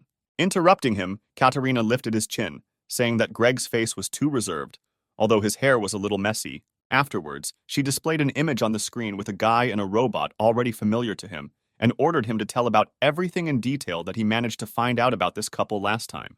Katarina placed special emphasis on Sam. She was interested in this boy, who, although he was a zombie, behaved completely differently than his other relatives. After many days, Jane continued to search for information about a medicine that could cure the infected. But no matter how much she searched, the information she needed related to this virus was nowhere to be found. One day she found one of the articles, the content of which she found difficult to believe. Currently, he and Sam were moving through the forest to their next destination. Jane helped wash her master, but he, as usual, actively resisted this process. She asked him not to twitch, because they found the river after many difficulties, and he must at least wash himself. Jane couldn't understand why Sam began to hate water so much after he became infected. After they broke through the barricade, about 20 days passed. They immediately went to the medical district to find a doctor who specialized in this virus, but it was completely turned into ruins. After that, they went on a search to another sector of the CDC to find at least some information. But here, Jane could not find any records related to the virus. She checked all the archives of the center, but there was no information left there. Jane assumed that someone had deliberately deleted all important data. Now she didn't know what exactly she needed to do. Having washed her master with difficulty, Jane collected her things and finally looked around. She noticed that after the disease appeared, the environment became better. Suddenly, her attention was caught by something flashing in the water. She did not understand why the water in the stream became cloudy. Turning her attention to the opposite bank, Jane noticed that someone was caressing clothes here. Taking a closer look, she noticed that it was a girl in a uniform resembling a medic. Erica noticed someone's presence. She looked up and saw Jane and Sam. At the same moment, she managed to confirm the model of the stranger. She established that this girl was a medical care robot. She also examined the uninvited guests carefully. A couple of moments later, she gathered her things and ran away from the river. Jane couldn't let someone connected to the CDC get away so easily, so she grabbed Sam and chased after the stranger.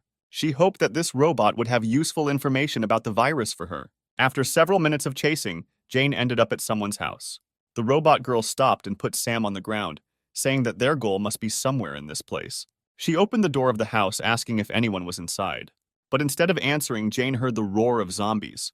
An unfamiliar silhouette hanging over the screaming zombie asked him to lie still and not twitch. Sam and Jane watched this scene in surprise. Suddenly, the stranger felt someone else's presence in his house. Raising his head towards the guests, he irritably asked what they wanted here. Jane hugged the trembling master, trying to think of an appropriate response. The stranger's gaze lingered on the hero. Then he asked, still looking at Sam, if he had become infected with the virus that turns him into a zombie. Approaching them, the woman said that he was different from the others and asked permission to take a closer look at him. Jane looked at the approaching man in surprise, trying to get information about this woman. She was lucky that the woman's biography was registered in a central database that she could access. Suddenly, someone hit Jane on the back of the head with a hammer. When she turned around to find out who her offender was, she saw the girl she had met earlier. Jane said they had no bad intentions. They just wanted to ask something. After her words, the woman told Erica to stop torturing the guest. She concluded that they had nothing to do with the military. Having said this, Clarice asked to bring her a sedative. Jane turned to her master, saying that he need not worry, and the man standing in front of them was a doctor. She also added that this woman was the one who left a deep mark on history, achieving unprecedented achievements in medicine. A few hours later, it was already getting dark. Erica escorted a zombie whom Clarice had previously treated. The woman said that he hit his head on a rock on the bank of a stream, so she performed emergency surgery on him to repair a brain hemorrhage. The woman complained that due to the lack of antibiotics, she could not perform full-fledged operations, but since he was infected with a virus, he would survive without any medications. Taking a break from her story, Clarice again asked Jane why they had come to her. The robot girl replied that she was a house robot, and behind her was her master.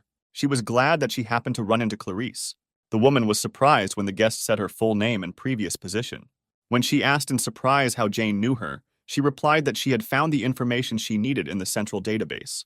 A few moments later, she brought up the image and read that Clarice had previously developed several vaccines for 10 infectious diseases as an expert in epidemiography and bacteriology.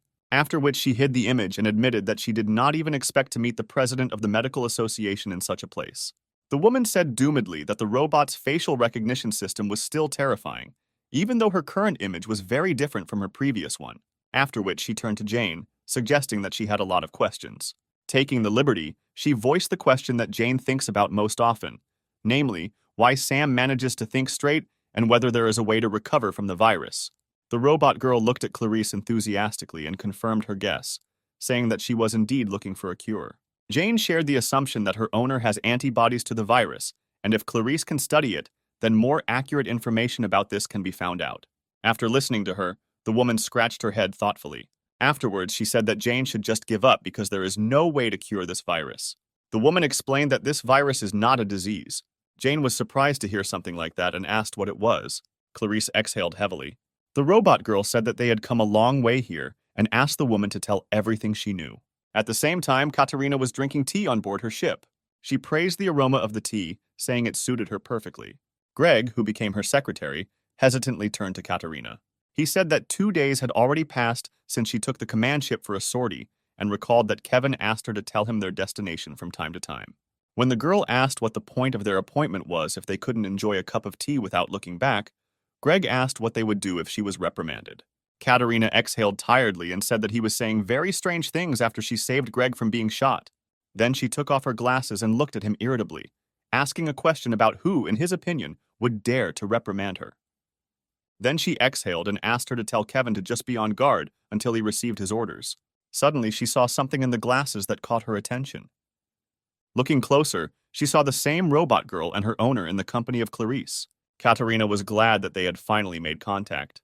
At the same time, Clarice talked about how the virus is not a disease, but an evolution. Surprised, Jane asked what this was supposed to mean. The woman replied that it was similar to how a monkey evolved into a human. She explained that initially evolution would have taken 250,000 years, but now, due to some external interference, people are in a state of rapid development. Unreasonable aggression, loss of sanity, and increased physical capabilities are a few distinctive characteristics that appear only in the infected. But the most remarkable characteristic among all is that the infected can survive even without food. Based on the results of the research, it was established that zombies are superior to humans. Their cells are still in the process of dividing. Even if they do not eat, the infected continue to live. They do not attack humans because of their natural instinct to increase their species. Ultimately, Clarice came to the conclusion that curing this virus would be akin to turning a human into an ape. She explained that the reason Sam is able to maintain a modicum of sanity is not because he has antibodies, but rather he is simply a mutant. That's why Clarice said Jane should give up. Afterwards, the woman headed back to the house, saying that she should know the procedure for exterminating the infected around the world, and using this information, she should take Sam and hide, continuing to live where no one would find them. This is the best that Jane can do for her master. After listening to her, the robot girl suggested that perhaps this virus should be studied not from the side of pathology, but from genetic engineering and biotechnology. Jane said that they would head to the best research institute in Sector 23. After that, she bowed, thanking Clarice for the useful information. The woman asked her in bewilderment if she really was a robot, and if she was really not capable of doing calculations. Jane replied that she had checked everything several times since the beginning of their journey. She agreed that the probability of success was almost zero, and there was no way for an ordinary robot like her to do something that even a doctor like Clarice couldn't do. But Jane was not going to give up so easily, because she is the only family Sam has. Smiling sadly, she said that the best thing she can do now is not to hide, but to find hope. After her words, Clarice remembered her past when she was still working in the laboratory. One of her colleagues said that they are obliged to announce that the evolution of humanity is now happening, and they cannot correct it no matter what. But Clarice objected. They could not stop there, because this is where the best doctors from all over the world are gathered, and if they give up, then millions of people are doomed. Hearing her words, other workers came up, saying that if it was said that something was impossible, then that meant that it was impossible, period. None of her colleagues supported her. Clarice realized that she could not convince such a large number of people alone. Taking off her ID cards, she was informed that the result of the popular vote had been announced, and 97% supported the idea of a U-200 boy, U-200 be killing the zombies. Eventually, everyone left, leaving Clarice alone. Remembering this, the woman laughed. She said that a robot that truly cares about its owner should really be like that. Clarice apologized for her callousness, saying that she really wanted to see such determination again. Then she invited Jane to come inside, intending to show her something interesting. The robot girl followed Clarice along with her master. Entering the next room, they went down to the basement. Opening the door, the women entered her laboratory. Jane was surprised to see something like this here. The computers displayed information about numerous experiments, but they all failed. Jane studied everything in amazement. The woman said that she also thought that in order to defeat this virus, it needs to be studied through genetic engineering. She was not sure whether it was possible to change the genetic factor, but if she managed to revive the stopped brain using genetic treatment, then it would be possible to restore intelligence to the infected. The woman was confident that if their intelligence returned, then the infected would not be treated like pests. Patting Sam on the head, Clarice said that he could help her achieve this goal. She then turned to Jane, asking if she would trust her with her master. Seeing the doubt on her face, Clarice said that this child was the key that would help her complete her research. She assured Jane that she would definitely succeed and restore Sam's sanity. Having received her approval, the woman asked Erica to conduct a thorough examination of the guy. Encouraged, Jane asked Erica to take care of her master. She nodded and went to perform her duties. Seeing Jane's confusion, Clarice informed her that Erica's language system was broken, so she could not speak, and her expression of emotions was also severely limited. Then she headed towards the exit, calling Jane with her. Erica carefully watched her every step. As soon as she took Sam behind the screen, she immediately pounced on him, squeezing her fingers at his neck. She watched as the hero began to choke. A few moments later, Erica opened her fingers, letting go of Sam. As soon as he regained the ability to breathe, he began to gasp for air. With her head down, Erica stood over the guy like that for some time. Suddenly, she said something quietly, but Sam did not hear and looked at her in confusion. Raising her head, Erica repeated, telling them to get out of here. A week has already passed since that day. All this time, Clarice gave Sam her full attention. Every time Erica walked past him, he shuddered and looked at her fearfully. After several studies, Clarice said that Sam currently has the intelligence of a child of 6 years old. The suspected cause was determined to be that it has a genetic factor that can suppress evolved cells. Erica also made another discovery that amazed them all. She saw the possibility of a complete cure for the virus. Jane was happy because the chances of her dream coming true had increased significantly. When she approached the house, Sam came out at the same moment. Approaching, she said that today's inspection ended surprisingly quickly. But when Sam raised his head, she saw blood on his face. She immediately ran into the house and headed to the laboratory to find out what happened there. Jane covered the distance in the blink of an eye and burst inside. At that moment, she saw Erica supporting Clarissa lying on the floor, near whom there was a pool of blood. Jane ran up to them, asking what happened. Seeing the woman's face, she saw the familiar stripes gradually spreading throughout her body. The robot girl realized with horror that Clarice was infected. Sometime later, they moved her to the bed, after which Erica put on an IV, and Jane carefully wiped off the blood. Breaking the silence, she asked when Clarice started getting infected. She was worried that it might have happened because of her and Sam. Hearing an incomprehensible sound in response, Jane turned towards Erica. A moment later, tuning into another wavelength, Jane was able to understand these signals. Erica said that Clarice had been infected about 70 days ago.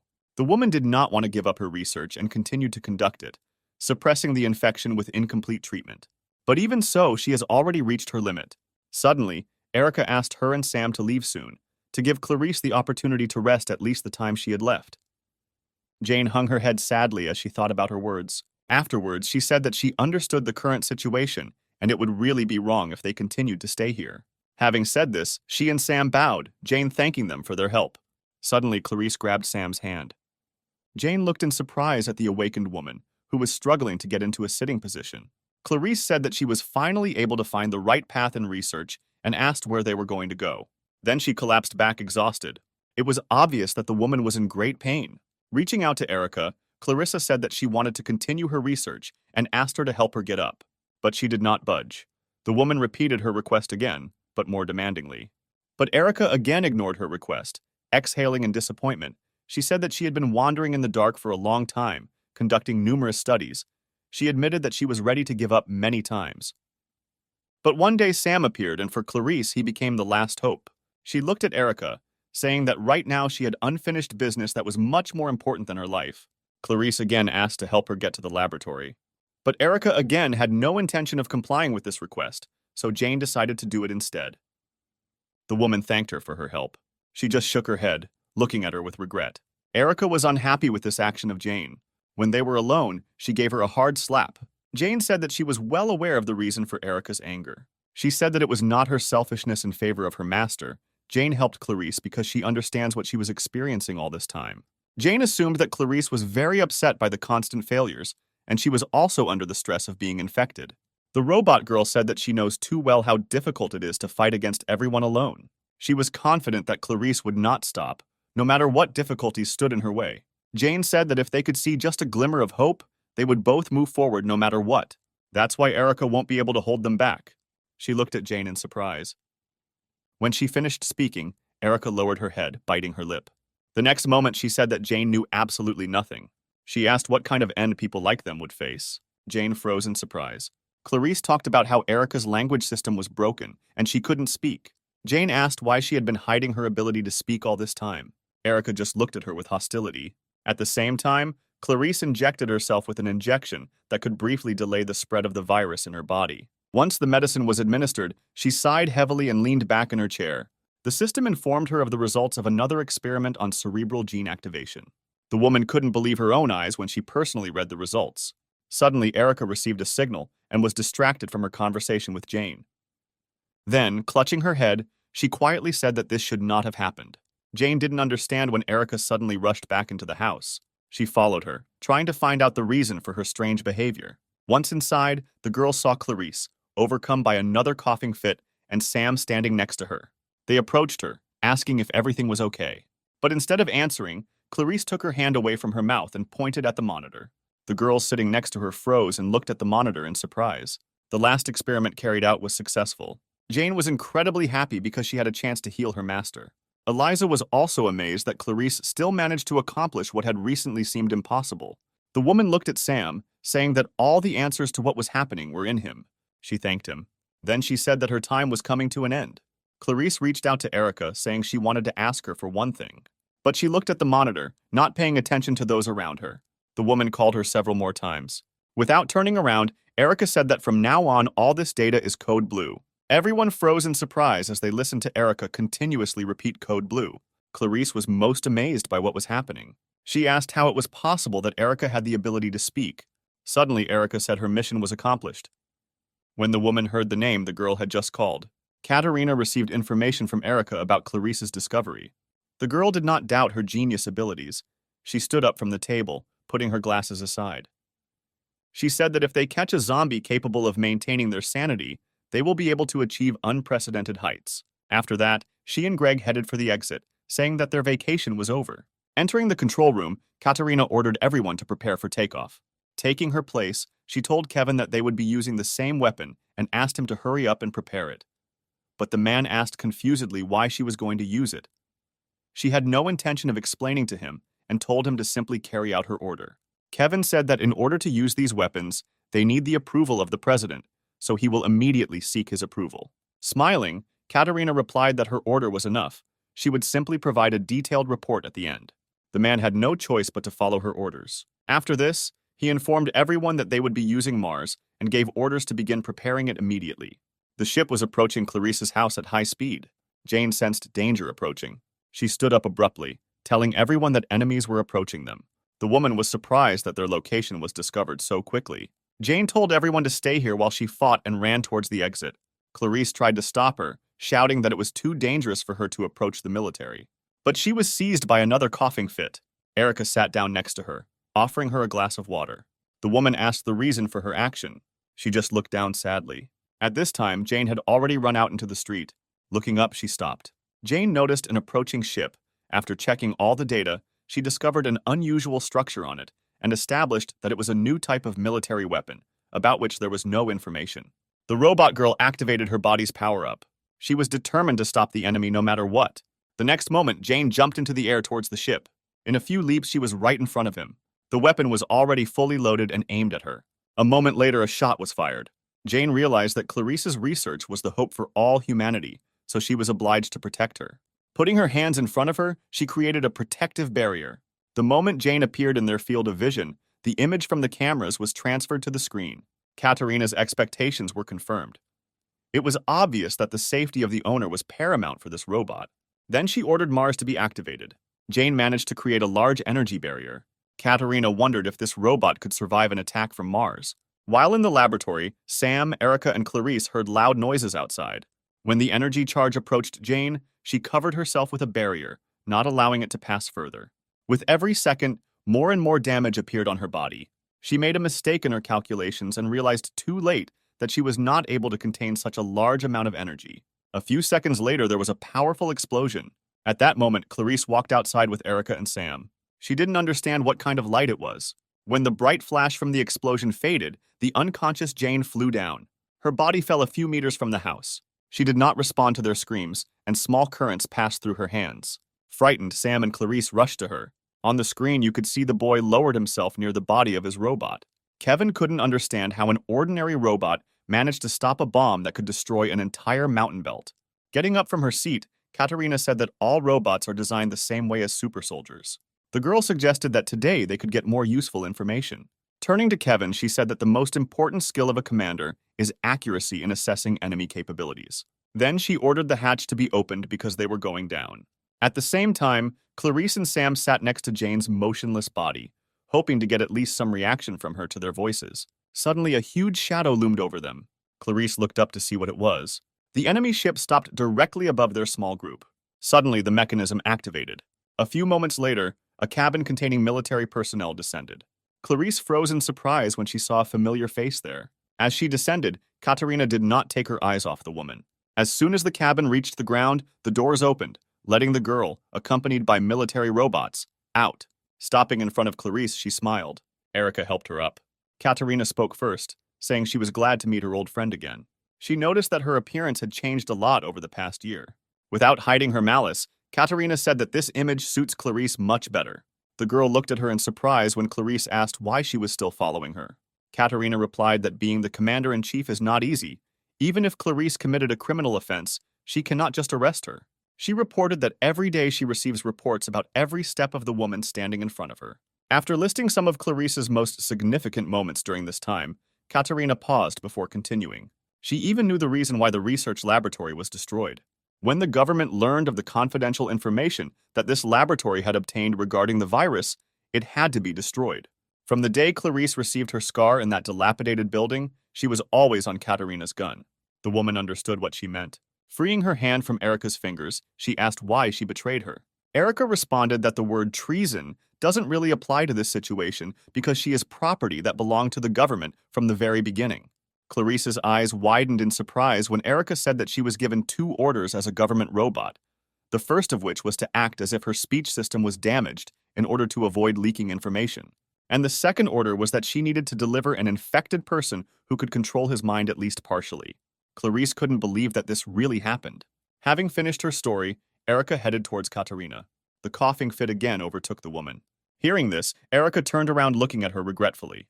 But she did not dare to approach and turned away. Wiping the blood with her hand, Clarice said that she should have known that she would not have been released so easily that day. Katerina just smiled slightly. Raising her head, Clarice assumed that the first phase of the project would soon be completed. She knew that the Venus project was aimed at destroying the virus. The woman remembered very well the day when she first heard about Venus. In 1976, a meeting was held at the general headquarters. Some have put forward the idea of immediately exterminating all infected people. But Clarice opposed it, saying that it was too much even for the government. She suggested that they try to find another way to get rid of the virus by isolating those infected for a while. Clarice tried to convey to them that the victims were still people. But the Secretary General dismissed her words, saying that she was talking nonsense. He recalled that everything had already been decided by the previously held national vote, and there was no point in discussing it again. 93% of the public supported their policy. The man blamed Clarice for the fact that such a situation resulted from her incompetence. On her orders, the medical community did not warn anyone about the impending disease. She interrupted him, correcting the vote he had previously stated, which was 76 to 24%. Clarice said that this was the result of a private poll conducted by the World Medical Society before the popular vote. She said the results are similar, but the difference in scale is too great. Looking at Tom, Clarice asserted rather than asked that the voting results were rigged. After her words, the man jumped up from his seat. He asked what evidence she had so that she could talk such nonsense with such confidence. Clarice ignored him and again addressed the council members with the words that there was no point in exterminating the infected. She argued that recently the virus has been spreading throughout the continent and infecting people, which means that somewhere there is another source of infection, in addition to the main infection from infected people. Katerina, along with everyone else, listened to the assumption of the president of the medical society that this source could not be discovered so easily, and no matter how many infected they killed. At this rate, they would not be able to stop the virus.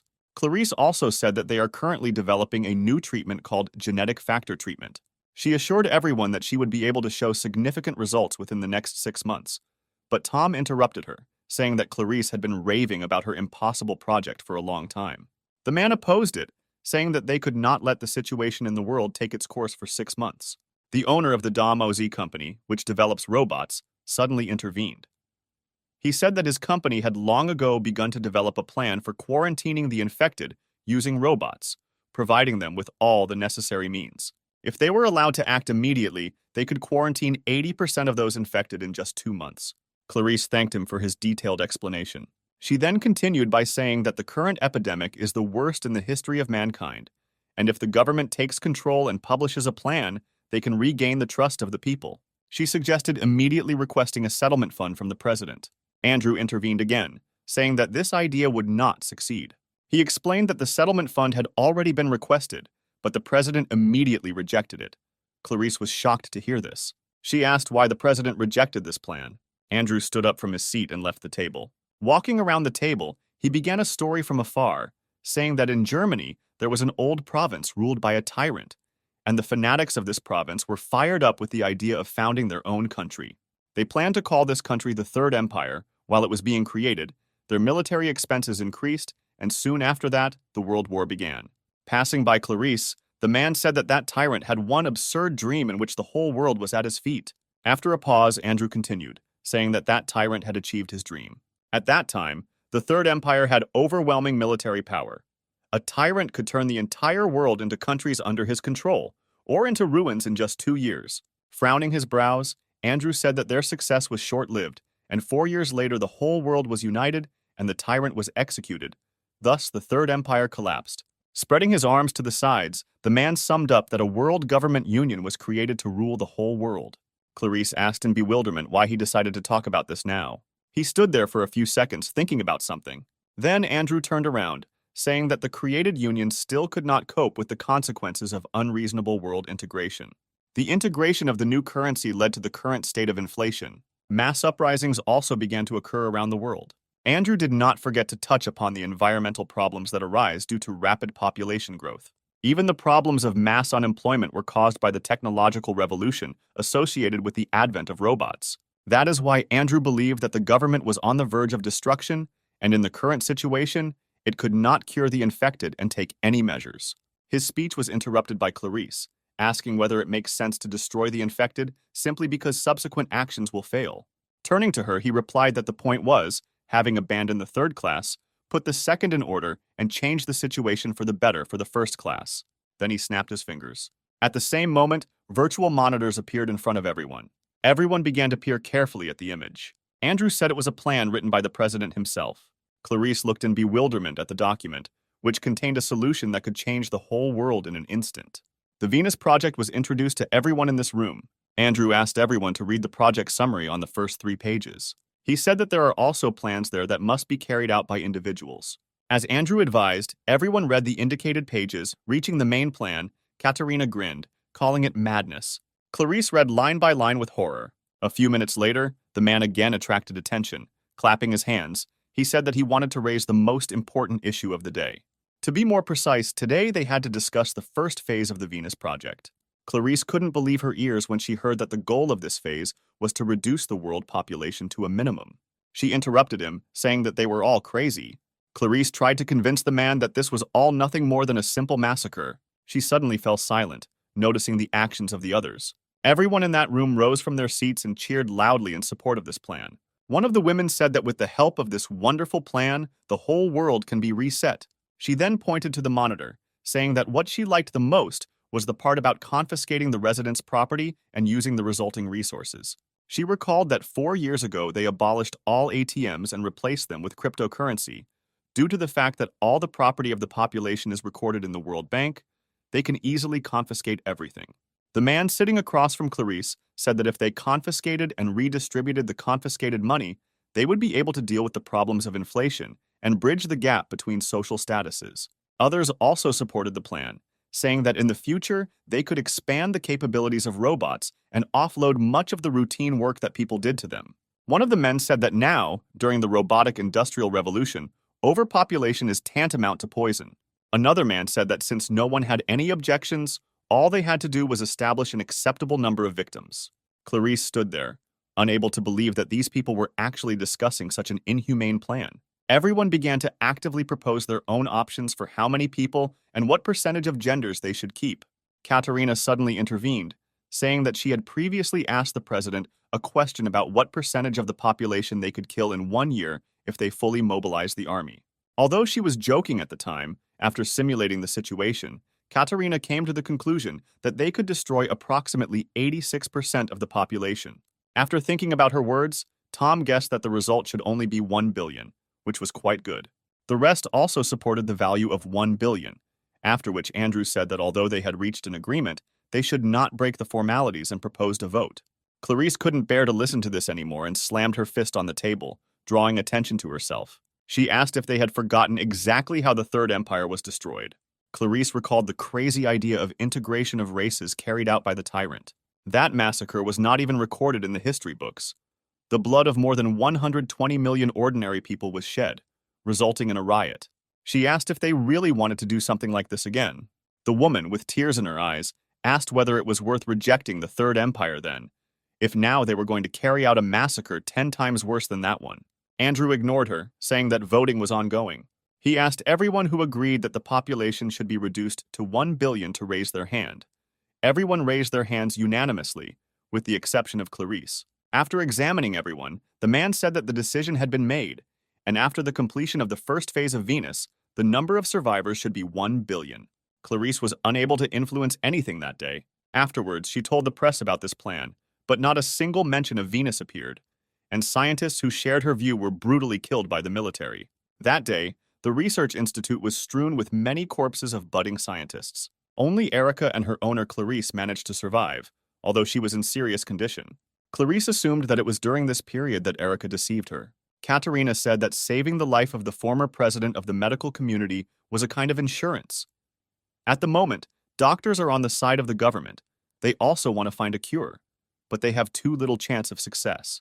The girl admitted that Clarice is the most outstanding person among those researchers who cannot find a single clue, let alone develop a cure. When she realized that the woman was also infected, she herself was ready to give up. But luck was on her side. She said that a zombie suddenly appeared and retained its sanity. Clarice asked how far the first phase of the Venus project would go. Although this was secret information, Katerina was ready to share it with her as a reward for finding a cure. She said the current rate is 84% of the population. To date, 52% have already been destroyed. Katerina was sure that if everything went smoothly, then only 16% would remain uninfected. She confidently stated that they could achieve this result in less than 5 months. Afterwards, the girl said that the second phase will come after the medicine is provided to the whole world. It was difficult for Clarice to learn the details of the current situation in the world. A couple of seconds later, she pulled out the plate hidden in her pocket. Showing it to Katerina, the woman said that no matter her efforts, such a terrible plan would not be carried out. She explained that in her hands, there is a hard drive that stores all the data about the medicine. It exists only in a single copy.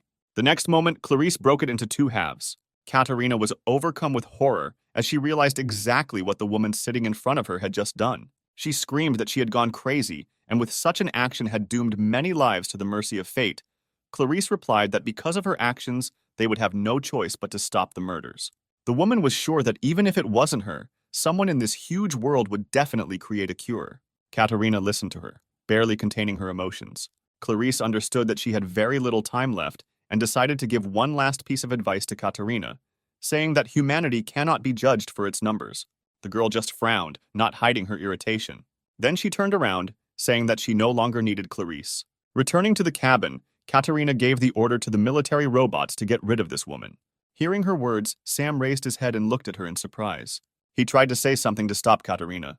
Realizing that he would achieve nothing in this way, the hero tried to shout to Jane.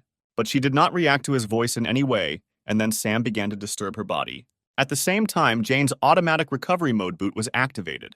The energy core has already been restored by 30%. The robots are already approaching Clarice.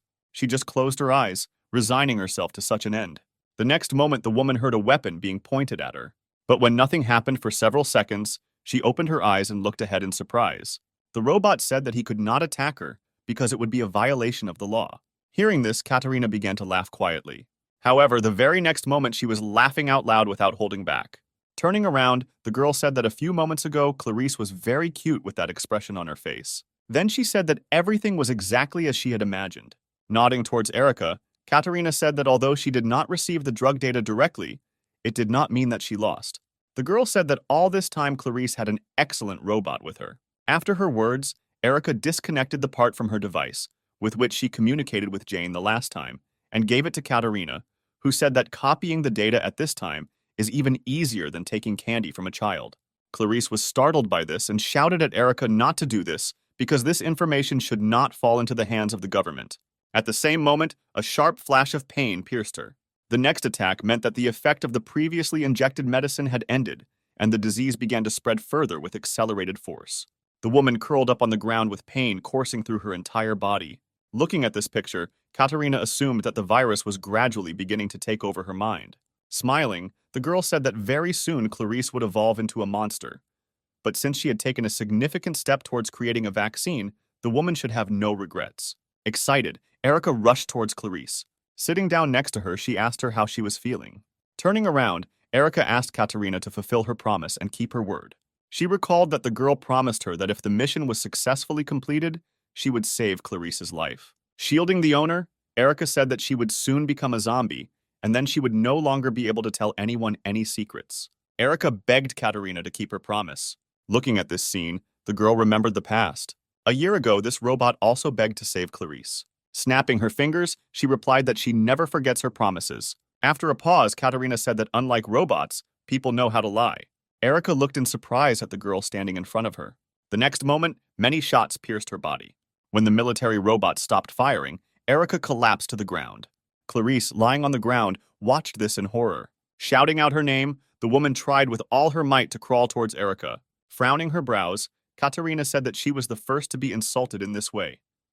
Never before had an ordinary robot tried to make a deal with her. But that wasn't the only reason she was angry. Katerina was well aware that Erica had tried to ruin her plan when she tried to get rid of Sam. The girl said that she could not forgive her for this mistake. Anxious, Clarice tried to call Erica. She turned her head and apologized to the woman. She admitted that even when she realized that Katerina's promise was a lie, Erica continued to interfere with Clarice's research. Erica said that she changed the original data when she conducted virtual experiments, and also tried to kill Sam. But clinging to the 100th chance that Katerina would still fulfill her promise, she gave her the data. Because Erica prioritized saving her master's life over the lives of all humanity, she declared that she was no longer worthy of being called a Medroid. A single tear rolled down Clarice's cheek. Almost silently, she said with just her lips that Erica was not to blame. Closing her eyes, she said that she never blamed her for what happened. When the woman opened her eyes again a couple of seconds later, her eye sockets were completely black, which meant that the virus had gotten the better of her. A military robot standing nearby analyzed Clarice's condition. Having determined that she was no longer human, the robots turned their weapons on her. Due to the fact that she has lost her human essence, they now do not break the law and can carry out the previously given order. One of the military robots turned around as a sudden noise behind them caught his attention. A moment later, Jane punched his head. As a result, he flew several meters back. Katerina watched, not understanding what was happening here. Jane said that the automatic recovery was 48% complete. A couple of seconds later, the percentage of recovery increased and previously damaged areas of the body were strengthened. She was determined to return Clarice's research data. Katerina understood how this was possible, because the shot from Mars definitely hit her.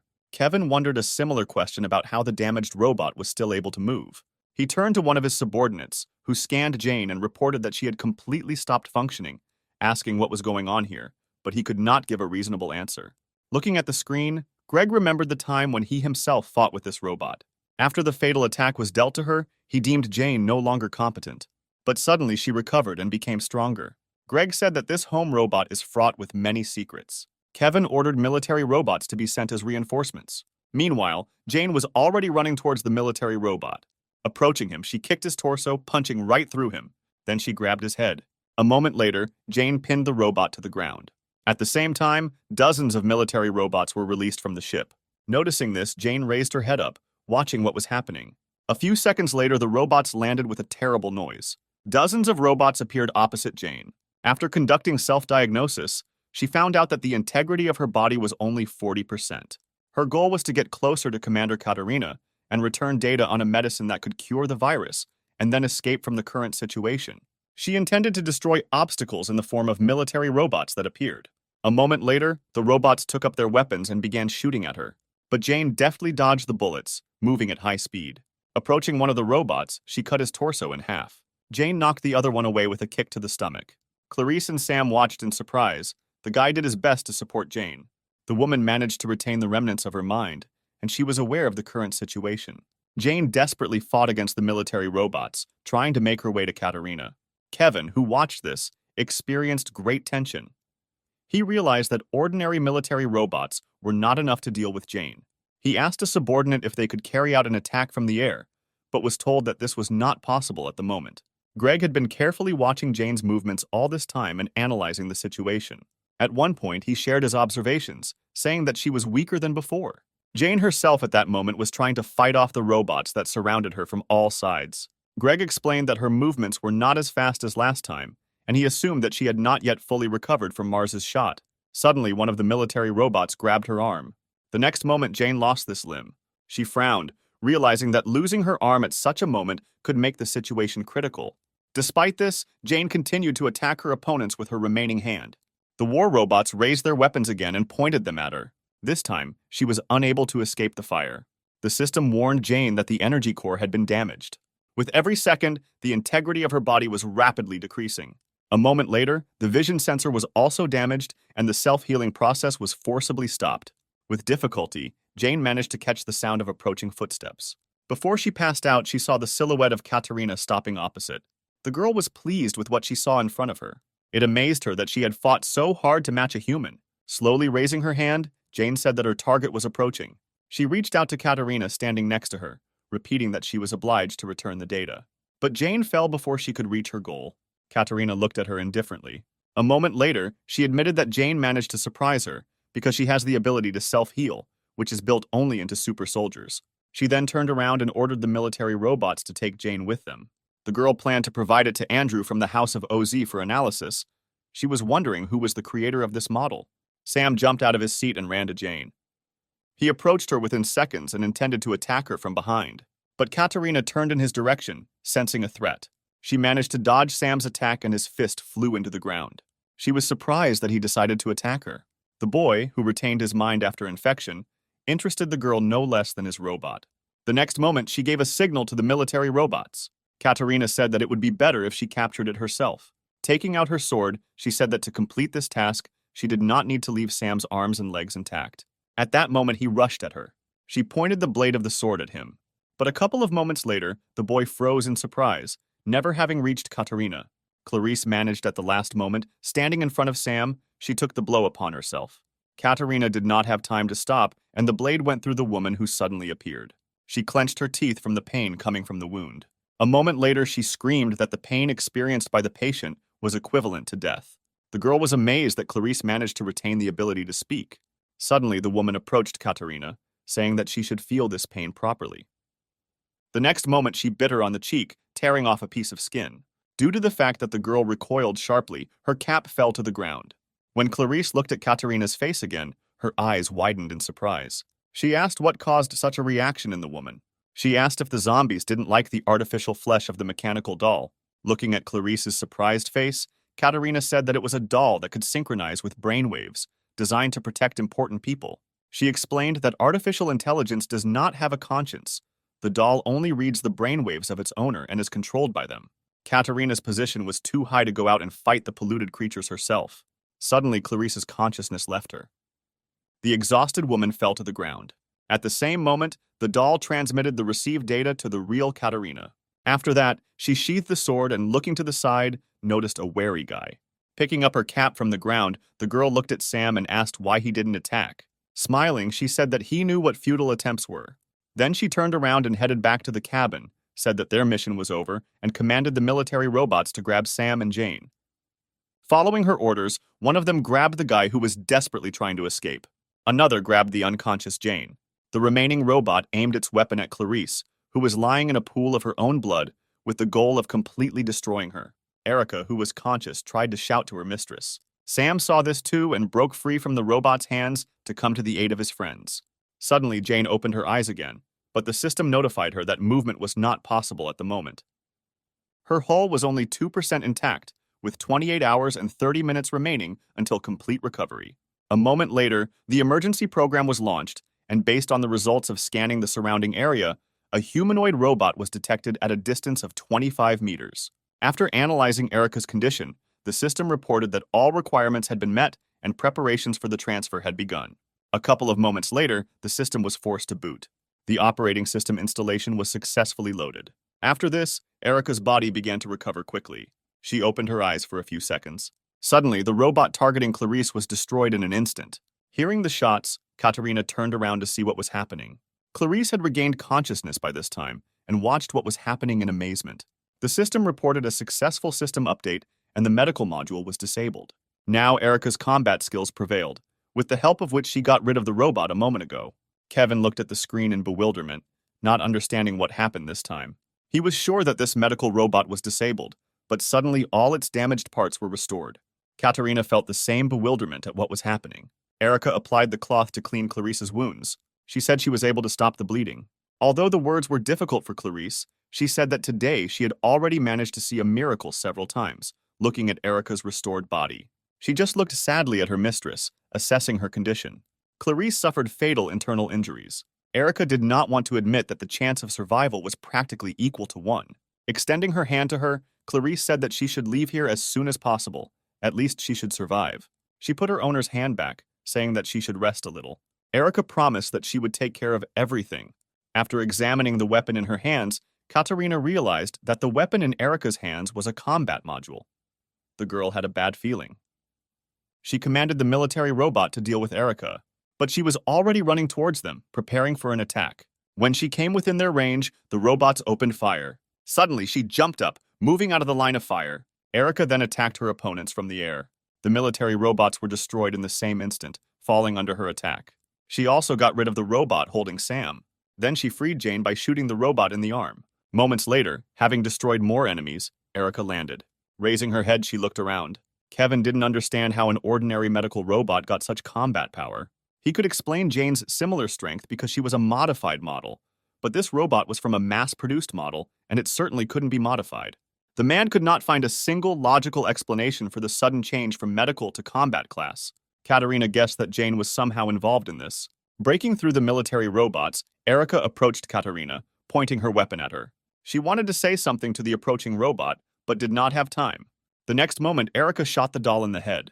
From such a sharp break in communication with the doll, Katarina felt a little discomfort. Kevin ordered everyone to proceed to launch an aerial bombardment. The data on the cure was already in their hands, and they no longer needed to be careful. A girl who stopped next to him said that this was not enough, because that medical robot was on the same level as Jane, or even stronger than her. She also noted that Erica specializes in long-range attacks, and it is not known whether they will be shot down if they attack indiscriminately. Katarina ordered their ship to be raised higher. Her order was carried out immediately, and their ship began to rapidly gain altitude. Erica watched this, standing next to the motionless body of the commander doll. Katarina said that all her pride was destroyed along with the doll's head. Sometime later, she was informed that the altitude had been reached and recharging of Mars had begun. The installed capacity was 76%. But the girl replied that they no longer needed to regulate the power as before and said to increase the amount of energy generated to the maximum. According to her order, preparation of Mars began. Erica stood in the same place, scanning the distant ship. She noticed the accumulation of an abnormal amount of energy on him. After making calculations, Erica understood that she would not be able to repel the attack in normal mode, so an alternative one was launched. The subordinates informed their captain that the recharging of Mars was completed. When it was announced that there were 10 seconds left until it was activated, Kevin noticed something strange. The screen clearly showed how the medical robot's hand began to glow. At some point, the glowing limb disintegrated into small parts. When the girl said that the restructuring of the body was completed, a weapon appeared in place of the hand. Everyone watched the transformation that took place in bewilderment. One of the subordinates analyzed the changes and reported that her arm had been redesigned into a cannon. Greg and Kevin froze in surprise when they heard the suggestion that Erica was preparing to shoot her. But Katarina replied that it didn't matter because even a super soldier would never be able to withstand Mars at full power. There was only 1% left until it was fully charged. A moment later, Mars fired. Erica froze, waiting for the right moment. The energy charge was approaching the medical robot at high speed. Once at a sufficient distance, she activated the cannon. Everyone on the warship closely watched what was happening on the screen, waiting for the explosion to occur. But even 10 seconds after the shot, nothing happened. Erica began to absorb the energy from the shot with her cannon. Carl noticed that something was wrong with this situation.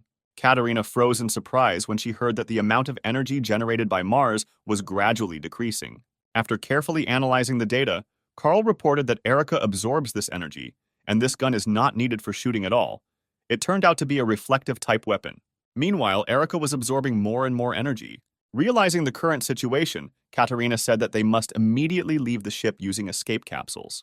For a few moments, all the energy from the shot was absorbed by Erica. After that, she activated the mirror image and aimed the cannon at the enemy ship. An energy beam passed through him. A moment later, a powerful explosion was heard in the sky, destroying the ship. Burning debris flew down. Katarina's squad managed to successfully leave the ship. Kevin, sitting next to her, said that only thanks to her quick decision to evacuate, they were able to leave the affected area without any losses. It was noticeable that the girl was very nervous. She asked what happened to the data received from Clarice. Kevin hesitated, and after a long pause replied that they were stored on the server of the destroyed ship. Out of frustration, she bit her lip until it bled, realizing that they had lost very valuable data. Katerina took out her anger on the chair, hitting the armrest. Then she said that they should go to the headquarters of the House of Oz Company, but the surprised Kevin asked if they should first return to their headquarters to report on the current situation. Katerina replied that they would still visit the House of Oz first. She had to find out what was wrong with these robots. If they left things as they were, the situation could get out of control. The girl was sure that if Andrew took up this matter, he would definitely find the answer to what exactly these robots were. She was especially interested in the engineer who created Jane. Once the enemy ship was destroyed, Erica deactivated the cannon and returned her kuka to its original state. After that, she ran to Clarice.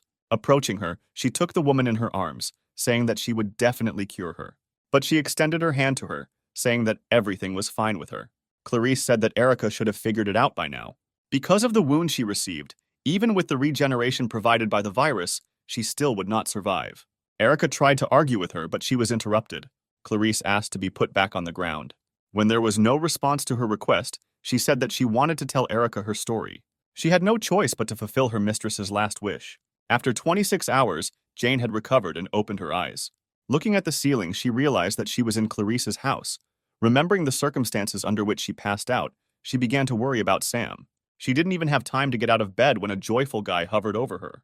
He immediately rushed to hug Jane, who had woken up. Patting him on the head, she said that she was fine. Sometime later, they left the house together. Once outside, Jane froze in surprise. She saw the restored Erica with a bouquet of wildflowers in her hands. Turning around, the surprised Erica asked if Jane had recovered. She replied that she had only recovered by half, but that was enough to function normally. Suddenly, she noticed something that made her gaze filled with sadness. A wooden cross was installed a couple of meters from her, marking Clarice's burial place. They all approached him together, after which Erica knelt down and placed the collected flowers on the grave. Jane apologized to her, saying that if they had not come here, this would not have happened, but Erica interrupted her, jumping that there was no need for an apology. She explained that even if they had not come here, nothing would have changed. But on the other hand, only thanks to them, Clarice managed to make the discovery that she had been working on for so long. Erica smiled, remembering how happy her owner had been in recent days. After a long pause, she said that for Clarice, their visit was akin to a blessing. Jane looked at Erica sadly. Then she asked what she was going to do next. Having answered, Erica recalled the contents of the 7th article of the law concerning the death of the owner. Jane remembered the day that marked the end of their previous life. Many robots ceased functioning after the death of their master. She was sad to realize that Erica would also have to cease to exist herself. Erica fell silent, remembering Clarice's last moments. Her mistress asked if she remembered the words Jane said on the first day. She believed that the best thing she could do was not to give up, but to hope and move forward. Clarice asked Erica to remember one important thing.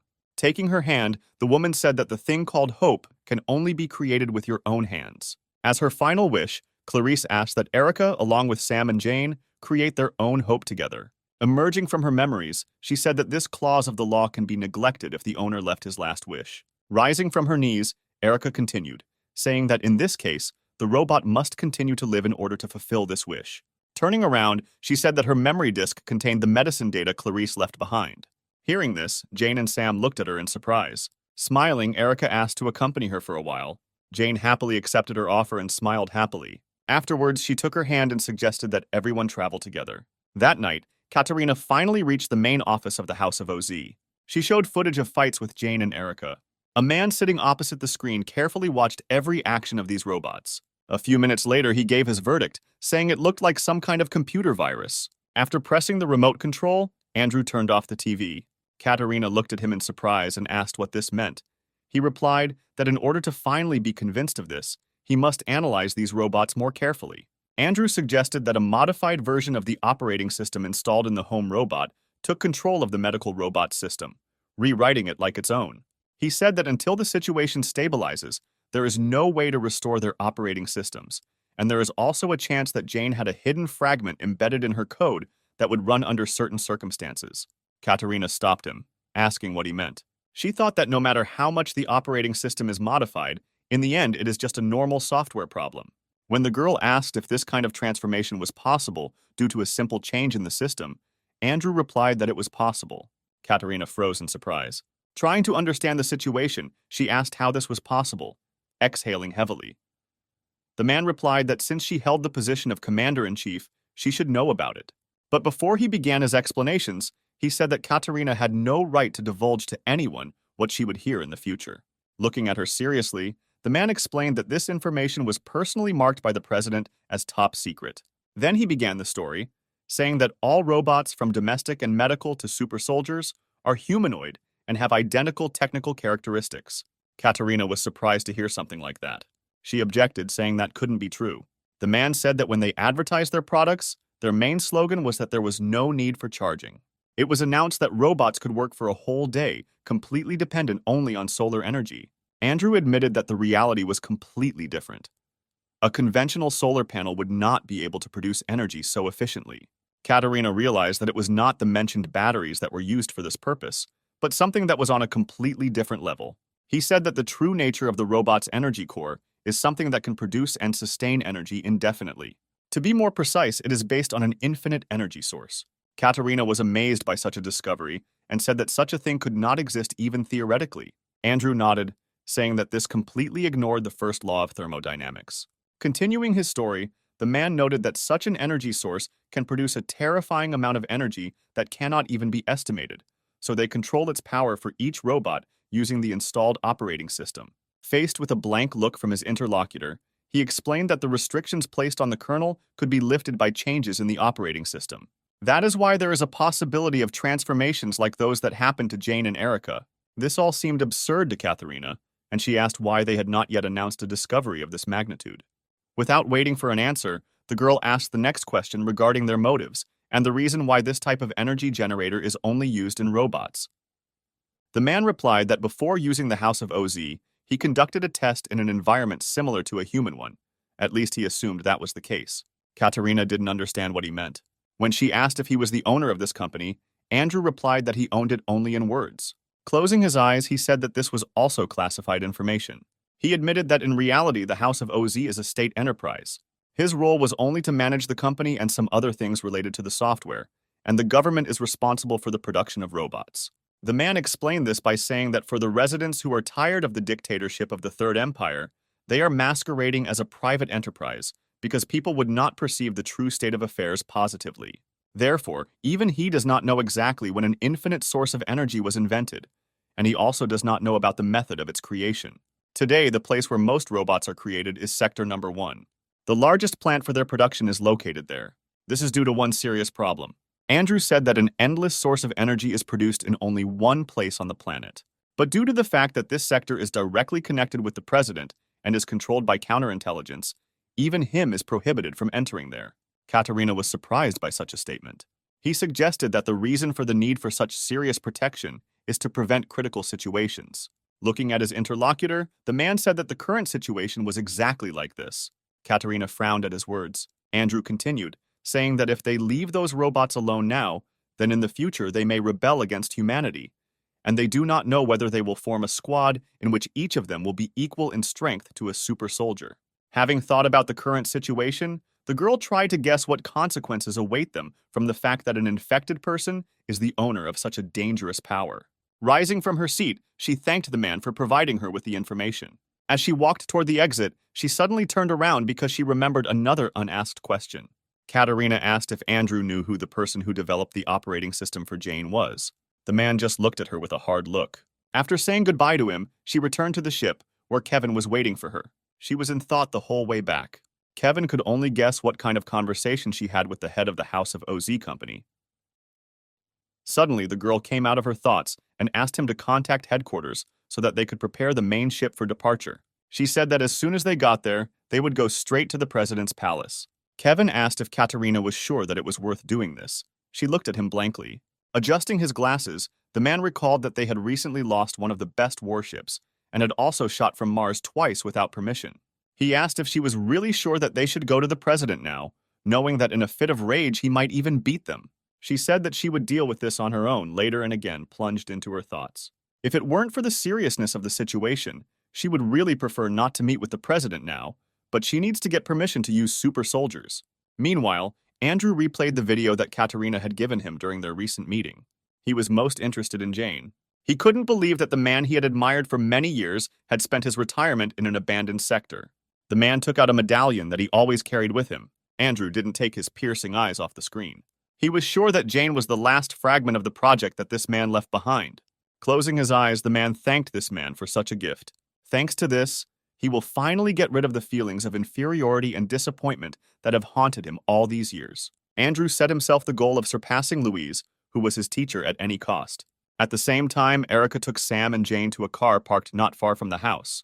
She said that the car belonged to Clarice, and all this time they had been driving it into the city, while Jane and her master looked at this vehicle with delight. Turning to Erica, Jane asked where they would go, because they already had all the necessary data and all they had to do was create a cure. After her words, the honey robot thought about it. Suddenly, Jane remembered that there was a medical facility in Sector M42 and asked Erica if it had survived. But she apologized, saying that she could not analyze this data. Erica explained that these were not restrictions placed on her, but laws set by humans for robots. Medical robots were designed in such a way that they could not do anything better than humans. She suggested that the reason for this was to prevent the loss of specialists, but in reality, everyone understood perfectly well that humanity was still not ready to entrust their lives to a robot. After listening to her, Jane helped Sam climb into the car. Taking a seat next to Erica, she outlined their first task: finding a doctor. Moving away, she replied that before her death, Clarice mentioned someone who could inherit the data. Erica said she saw Martin when he worked as Clarice's assistant for a while. Although this man was a terribly sloppy person who always sat buried in his old book, its owner recognized his abilities. When Jane asked if they would go looking for this man, Erica nodded, answering that it would not be an easy journey. She said that the place where the man works is at the Center for Disease Control and Prevention and is located in Sector EU0. Having analyzed the distance to the final destination, Jane noted that it was very far. Erica said that distance is not their biggest problem. Due to the fact that Sam is with them, they will have a lot more problems if they poke their nose into this sector. She explained that this area is a quarantine residential area. Therefore, this is one of the few zones where people live without feeling a threat to their lives. The three of them had been moving non-stop for some time. Jane broke the silence by turning to Erica. She invited her to become friends. Jane said that people who spend a lot of time together and have common goals become friends. Erica responded that she didn't fully understand the concept of friendship. After her words, Jane realized that she had raised a topic that was difficult for other robots to understand and apologized. But to her surprise, Erica replied that although she wasn't sure if they would make good friends, she didn't mind trying. Jane was incredibly happy that she had a new friend. She and Sam clapped their hands together happily. Suddenly, something on the road caught Erica's attention. Ahead, someone put his hand out to the side, hoping that a passing car would stop and the driver would kindly agree to give a ride to a fellow traveler. Joe was incredibly glad to meet someone in such a wilderness who could help her. She jumped and waved her arms from side to side, attracting attention. Taking a closer look, Jane asked if the girl standing in front was a robot. Erica nodded her head, answering that she was also a house robot. She scanned Joe and said it was the latest model, having been released last March. To the girl's surprise, the car drove past her. When Jane asked why they didn't stop, Erica replied that they had too long a journey ahead and they shouldn't help other robots. She also said that the robot seemed suspicious to her, if only because she did not obey the law, according to which robots must wear only prescribed clothing based on their field of activity. Looking back sadly, Jane said that they could at least know her story. Suddenly, something clung to their car from behind. Sam and Jane watched in surprise. Grabbing the other end of the cable, Joe sat on their tail, shouting that in this cruel world, robots should help each other. She shouted all sorts of hurtful things at Erica. When she was called a one-eyed, heartless creature, her patience came to an end. Erica began to throw the car from side to side, hoping that the tail in Joe's face would finally come unstuck.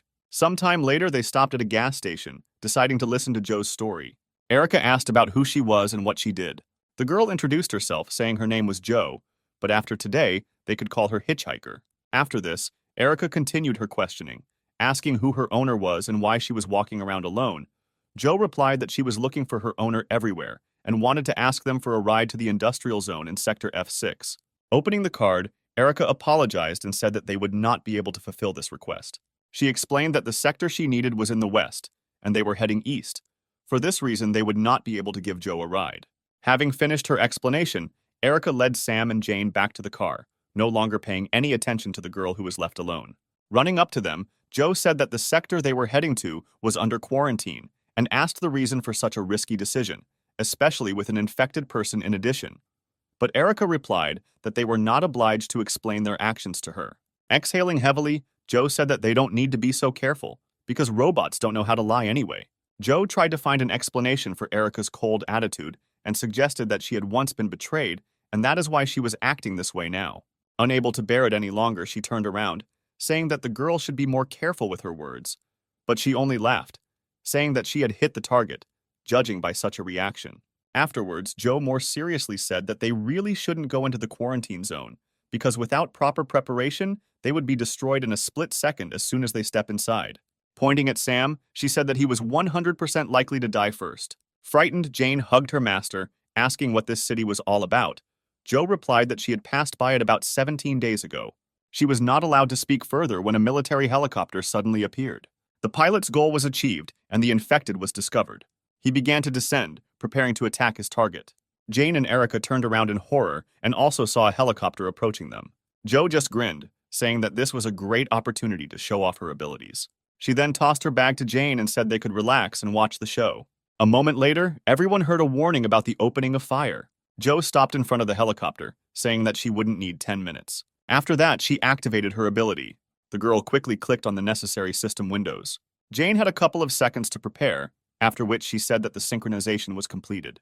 Having penetrated the robot system, she managed to change the instructions. The indicator that marked Sam changed its color from red to green, indicating that the selected target did not pose any threat. Next, Joe gave the robot the order to self-destruct. A couple of seconds later, the military helicopter exploded from the inside. Friends standing nearby watched what was happening in surprise. The helicopter, engulfed in fire, quickly fell to the ground. After it hit the ground, there was a loud explosion. Joe approached the frozen Jane and Erica, asking how they were enjoying this little show. She said that they were very lucky to meet her, because without her help, they should not even dream of getting into the quarantine area. Closing her eyes, Joe decided she should introduce herself properly. The next moment, pointing to herself, she said that she was the only robot with a pre-installed hacker module. Her performance was interrupted by Erica, who hit Joe in the head with a medical hammer. She said that they were located next to a gas station, and her rash actions could have caused it to explode. Joe looked at Erica in surprise and said that the gas station would have exploded anyway. She pointed to the site of the explosion, explaining that the flames were large and the wind was blowing from the northeast at a speed of 3 meters per second. Taking this into account, in 1 minute and 24 seconds the fire will spread and another explosion will occur, the radius of which will be about 2 meters. When Joe said that if they didn't leave immediately, they would have a hard time, Erica could hardly contain her anger towards her. A few seconds later, everyone climbed into the car and Erica began to move as far away from this place as possible. At the same time, Katerina reached the presidential palace. She and Greg walked through the long corridors to the president's office. But the man could not hide his poor condition while following the commander. Turning around, Katerina asked what happened to him, since he looked so sick, but he replied that he was fine. Afterwards, he hesitantly asked if they were going to visit the president. The girl replied that this was so, and asked what worried him. Greg asked why he was chosen to attend such an important event, and not her chief secretary. She replied that Kevin was still busy writing reports for headquarters, so he didn't have time for anything else. Afterwards, Katerina asked why Greg suddenly had such questions, and suggested that he did not like being here. But the man replied that everything was completely wrong. Grinning, she advised him not to be so tense, because the president is the same person as they are. Suddenly, another person appeared on the way. The guy, being the chief security officer of the president, immediately recognized Katerina, and saluting her, greeted her in a befitting manner. Greg would be surprised to see a young boy here and assume that he is a new recruit. But after examining his uniform, he noticed 2 stars sewn on. After that, he followed Siegfried's example and also saluted him, which earned Katerina a displeased look. The next moment, she slapped him on the head. The girl asked if he knew the basics of relations between subordinates and superiors. Katerina said that as long as he was with her, he did not need to salute. Rubbing the bruise, Greg apologized, saying that he was very nervous. Afterwards, the girl approached Siegfried, who was blocking their path, and asked him to move away.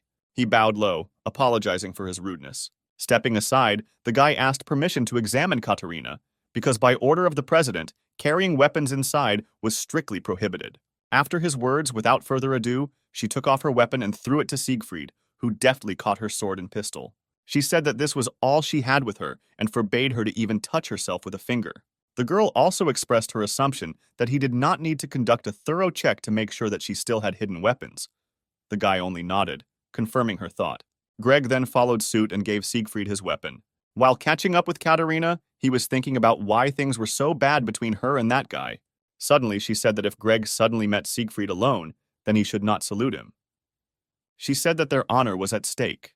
Katerina explained that this guy is not a person, but a personal item of the president. Greg was surprised to hear that he was the only robot to be given the honor of becoming an officer. She said that Siegfried's true nature is the most destructive weapon, the strongest that has ever been created in the history of mankind. He was a super soldier. Turning around, Greg could not believe that he had a chance to see the most legendary robot, about which there were many rumors. Approaching the director's office, Katerina knocked on the massive door, announcing her arrival. The man inside the office gave permission to enter. Meanwhile, Jane's company with a new member was moving to Sector F6. Jane tried to find out as much information as possible about the quarantine zone, but Joe constantly evaded the answer.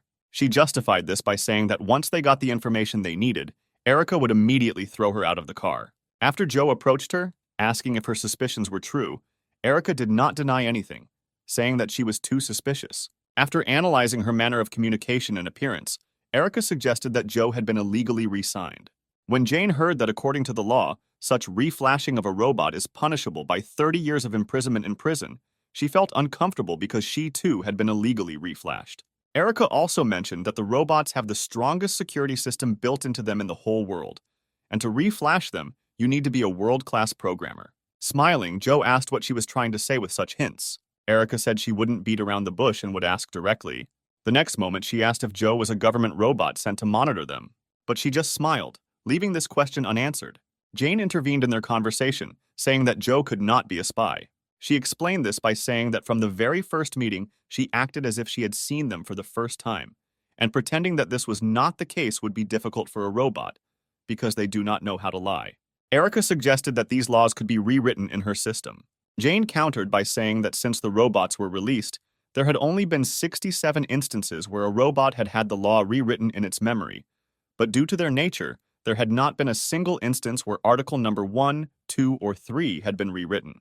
She explained this by saying that if one of these articles is ignored, robots can become a threat to humans, and they should also take into account the security system. Remembering the last skirmish with Katerina, if it were possible to rewrite the previously listed articles, then it would be easier for her to reprogram Erica rather than keep her silent all this time.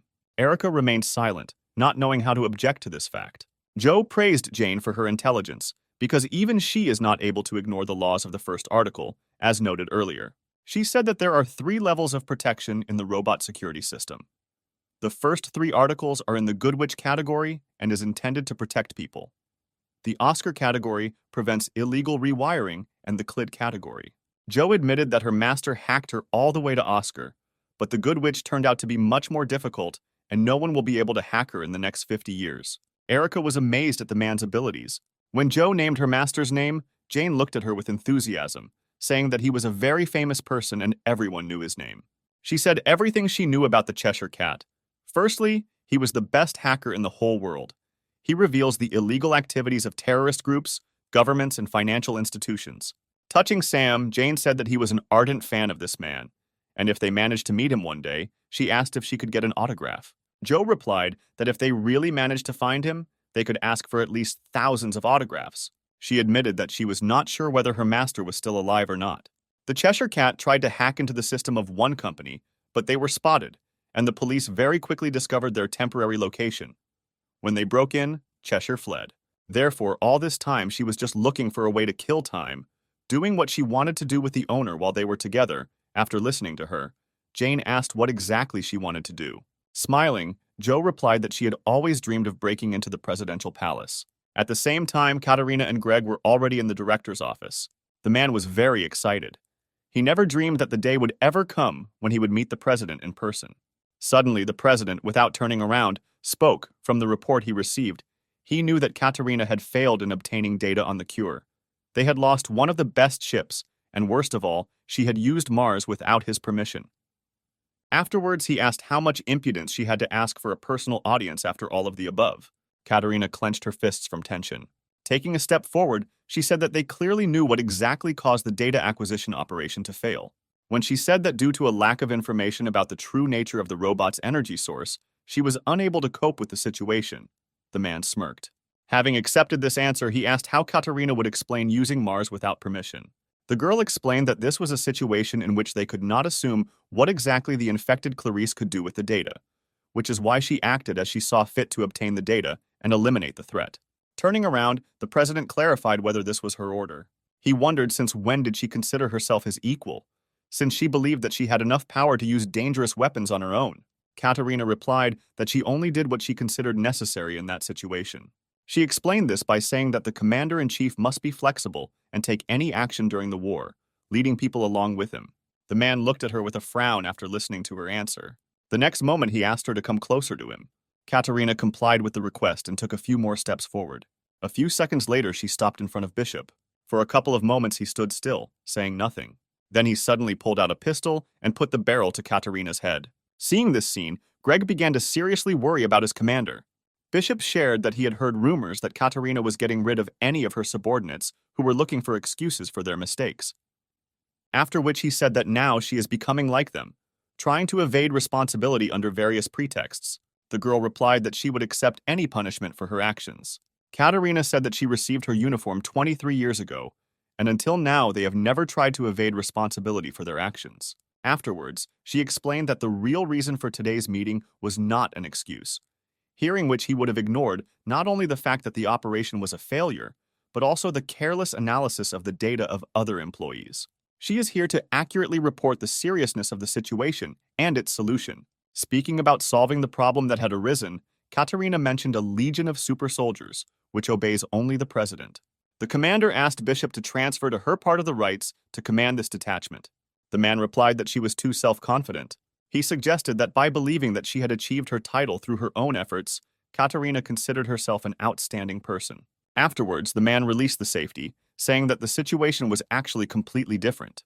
It was he who gave her her current status and power. After checking her out once again, Bishop said that there were many people who could replace her. After these words, he pulled the trigger and the sound of a shot was heard. When Jane and Erica heard about Joe's plans, they called her crazy. Erica said that no matter how brilliant the Cheshire Cat might be, doing something like that is too reckless. Joe explained that it was all because of the evidence found with her master. They suspect that the president may have artificially caused a virus that turns into zombies. At the same time, Greg looked at the president in horror. There was barely noticeable smoke coming from the man's gun from the shot.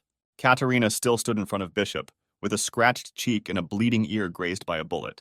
The man was surprised that the girl didn't even flinch when he fired.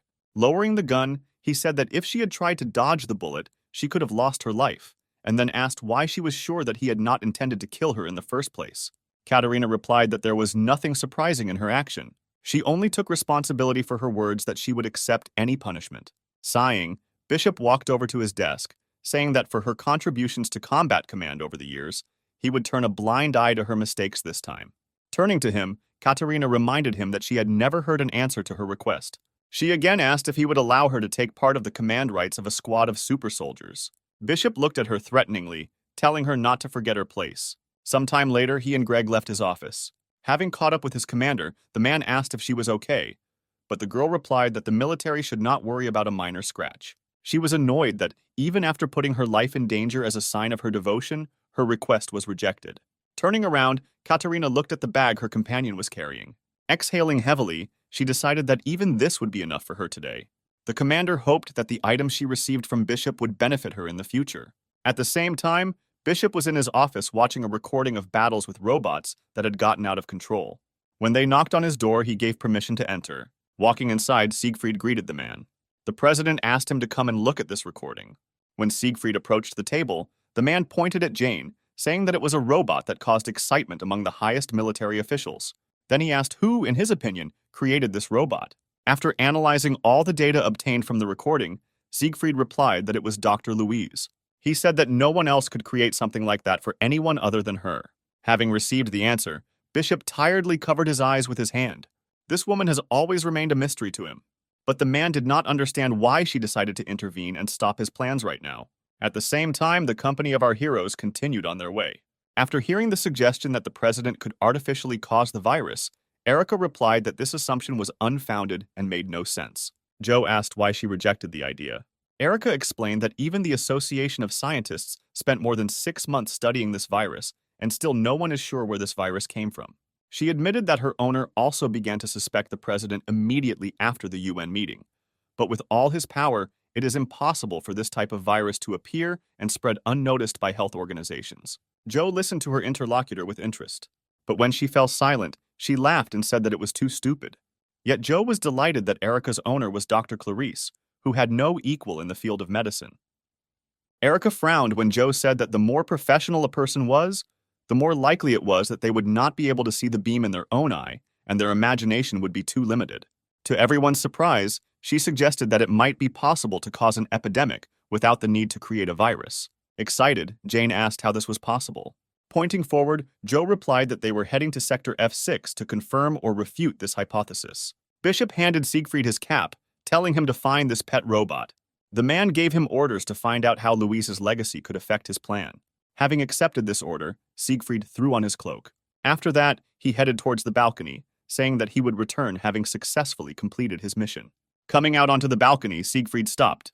He looked up, starting synchronization with the satellite. It only took him a couple of seconds to establish the connection. After that, he could access any data. After analyzing the area around Louise's house, he discovered a damaged military robot 80 meters to the southeast. Knowing the initial data, it was not difficult for him to calculate the current location of his target.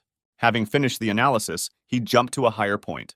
Looking around, Siegfried tried to determine the direction he needed. A moment later, he established that his target was moving at a speed of 70 kilometers per hour towards Sector F6 along the highway 14 kilometers away. Having outlined his route, he was ready to set off to capture his target. As Siegfried jumped into the air, blue light streamed from the holes in his cloak. A moment later, a pair of wings appeared behind him. After that, he rushed towards his target's location with lightning speed. Siegfried covered a long distance in short moments, and so he found himself a couple of kilometers from the route he needed. Unaware of the threat looming over them, Erica said that they would be there in just 10 minutes. Suddenly, she felt someone approaching. Jane also felt something very dangerous approaching them. Erica turned around, warning the others of the danger. Looking at the sky, Jane reported that someone was approaching them at very high speed. After analyzing the data, she determined that such energy could only belong to a robot. With every second, he became closer and closer to them. A moment later, he landed a couple of meters from the car, blocking their path. Once the large amount of energy they released was reduced, they were able to make out a human silhouette through the column of dust. Siegfried slowly rose from his knees. Joe was filled with horror when she realized that there was a super soldier in front of them. Having taken a few steps forward, he stopped, saying that he was very pleased to meet those present. Jane watched his every move warily. Bowing, Siegfried announced that he had contacted the presidential palace and was a military robot holding the position of head of the Security Council. When he raised his head again, his body was surrounded by many small electrical discharges. Siegfried said that Jane should have already guessed the reasons for his appearance here. She really guessed for what purpose the super soldier was sent to them. The next moment, she jumped out of the car under the surprised looks of her friends. Despite their cries of protest, she landed a few steps away from Siegfried. She then activated her weapon station, preparing to attack. Joe completely stopped understanding what was happening here.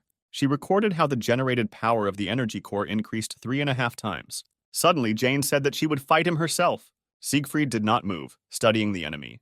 She asked Erica to take everyone as far away from here as possible, but she objected that she could also fight with her.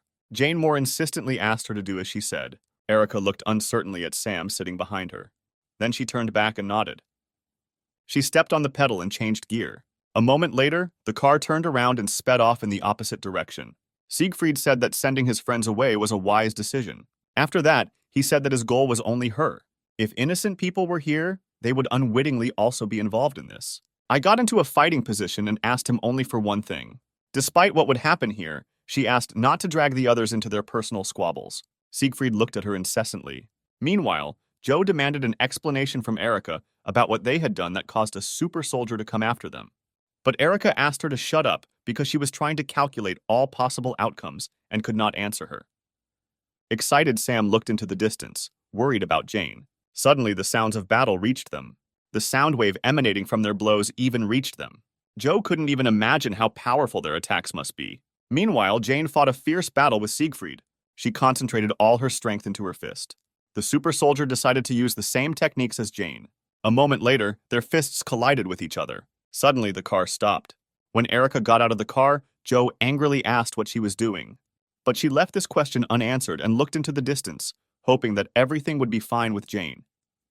Erica was well aware of the reason why she decided to remain alone, because even if the two of them attacked the super soldier, they would not be able to defeat him. At the same time, Jane and Siegfried were still confronting each other. Suddenly, her hand began to develop cracks.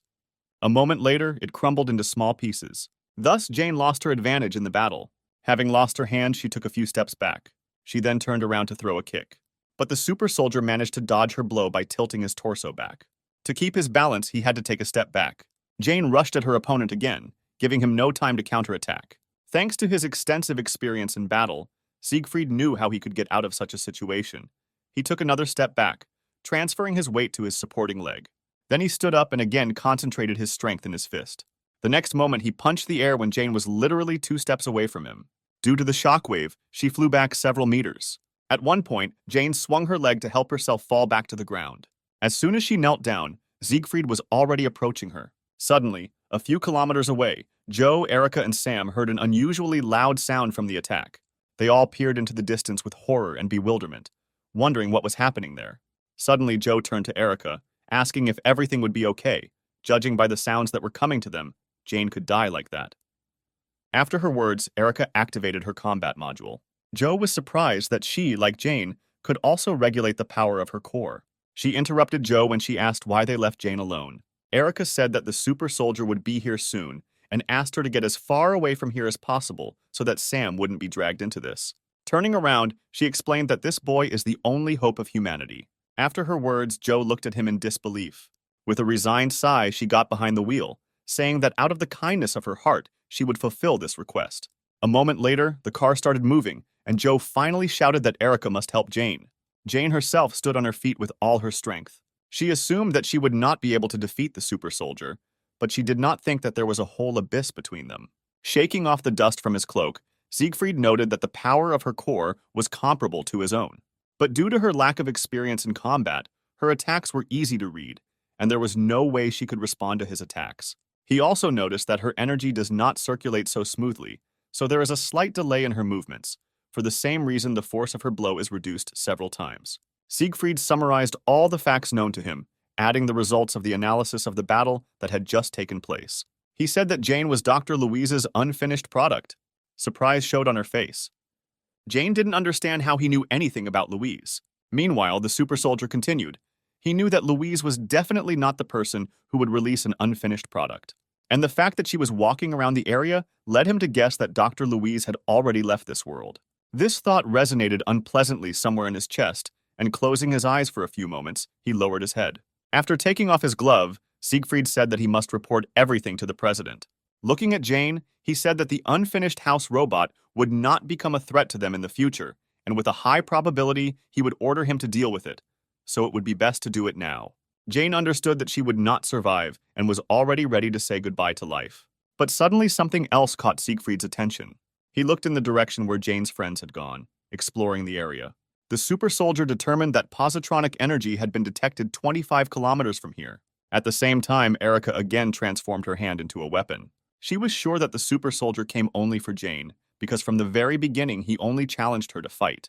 That's why she wanted to deal with him on her own. It's much better to sacrifice one person than to be destroyed altogether. Erica supported this judgment, which seemed the most logical way out of the current situation. But the memory of Jane asking her to become friends kept popping up in her mind. She decided that she had to help her at any cost. Siegfried has already managed to identify the source of the energy that he began to feel a couple of moments ago. Jane also understood everything and began to worry about her friend, who had decided to take such a desperate step. Erica mentally apologized to Jane for not fulfilling her request, but she didn't want to lose her friends at all. Her hand had already transformed into a cannon. Erica was preparing to fire. A couple of moments later, the weapon was 95% loaded. In those few seconds remaining until it was fully charged, she began scanning the area looking for her target. A moment later, Siegfried was discovered. Suddenly, Erica realized that Jane could also suffer from the power of an ordinary positron bomb explosion. Therefore, she decided to resort to changing the size of the trunk. She managed to change the size, reducing the explosive power and increasing the piercing power. The super soldier, who analyzed the situation, believed that at the moment the positron bomb attack was more dangerous than Jane.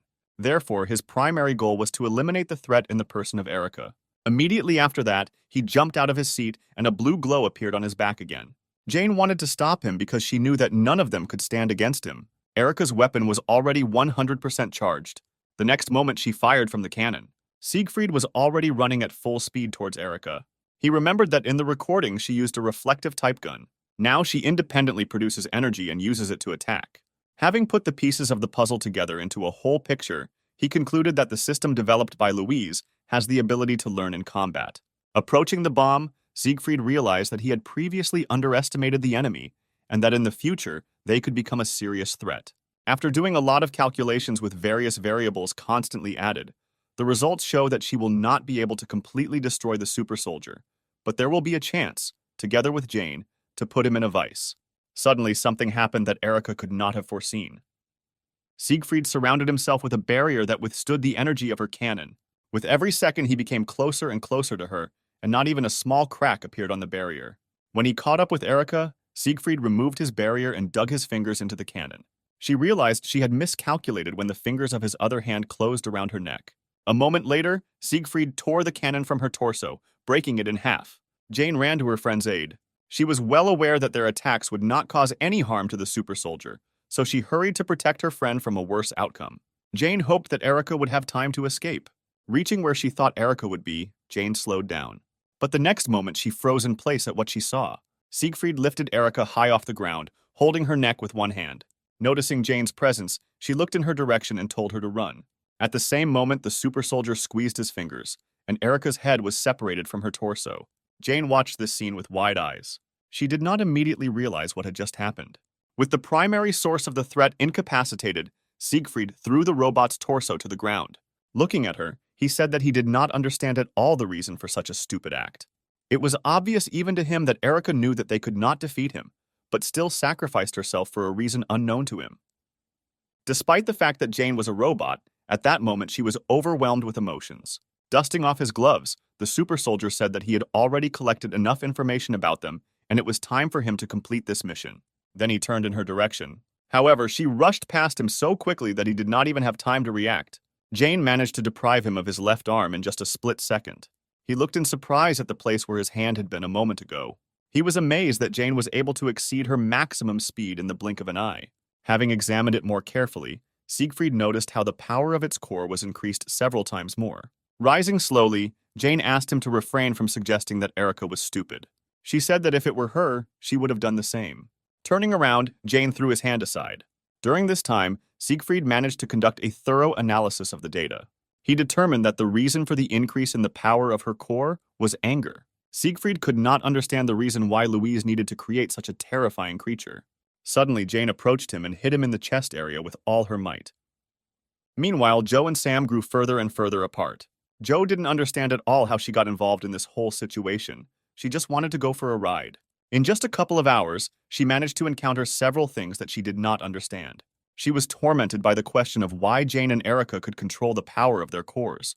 If they were reflashed, then this would require an Oscar-level security hack, which raised another question that haunted her.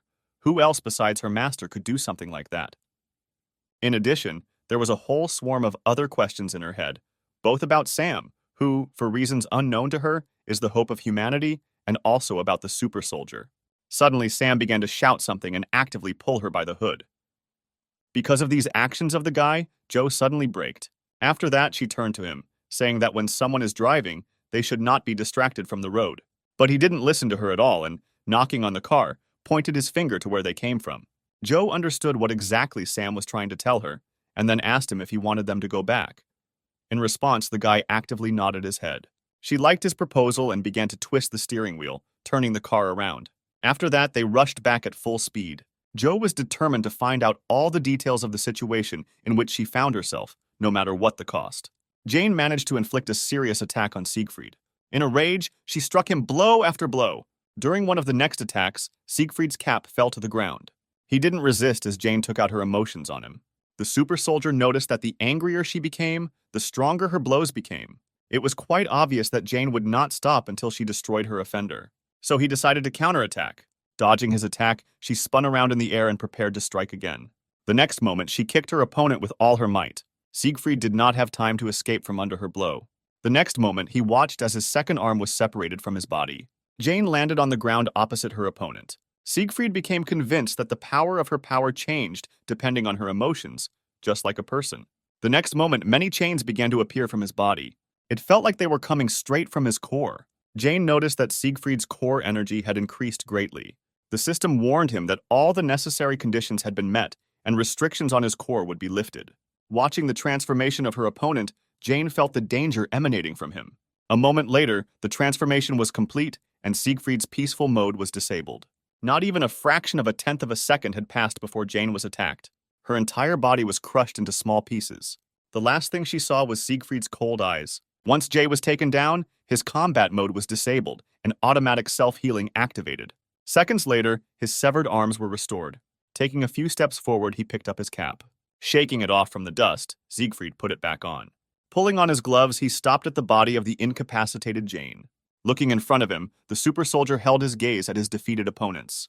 He replayed today's battle in his head and noted that these two robots had such traits as the ability to self-learn, self-sacrifice, friendship, and emotionality. Siegfried came to the realization that Linda was trying to create more humane robots. He felt a slight sadness at this thought because he was also her creation. Suddenly, he closed his eyes, throwing all unnecessary thoughts out of his head. Siegfried then approached Jane's body. But he didn't have time to do anything because he was suddenly called out. A moment later, a car stopped next to him.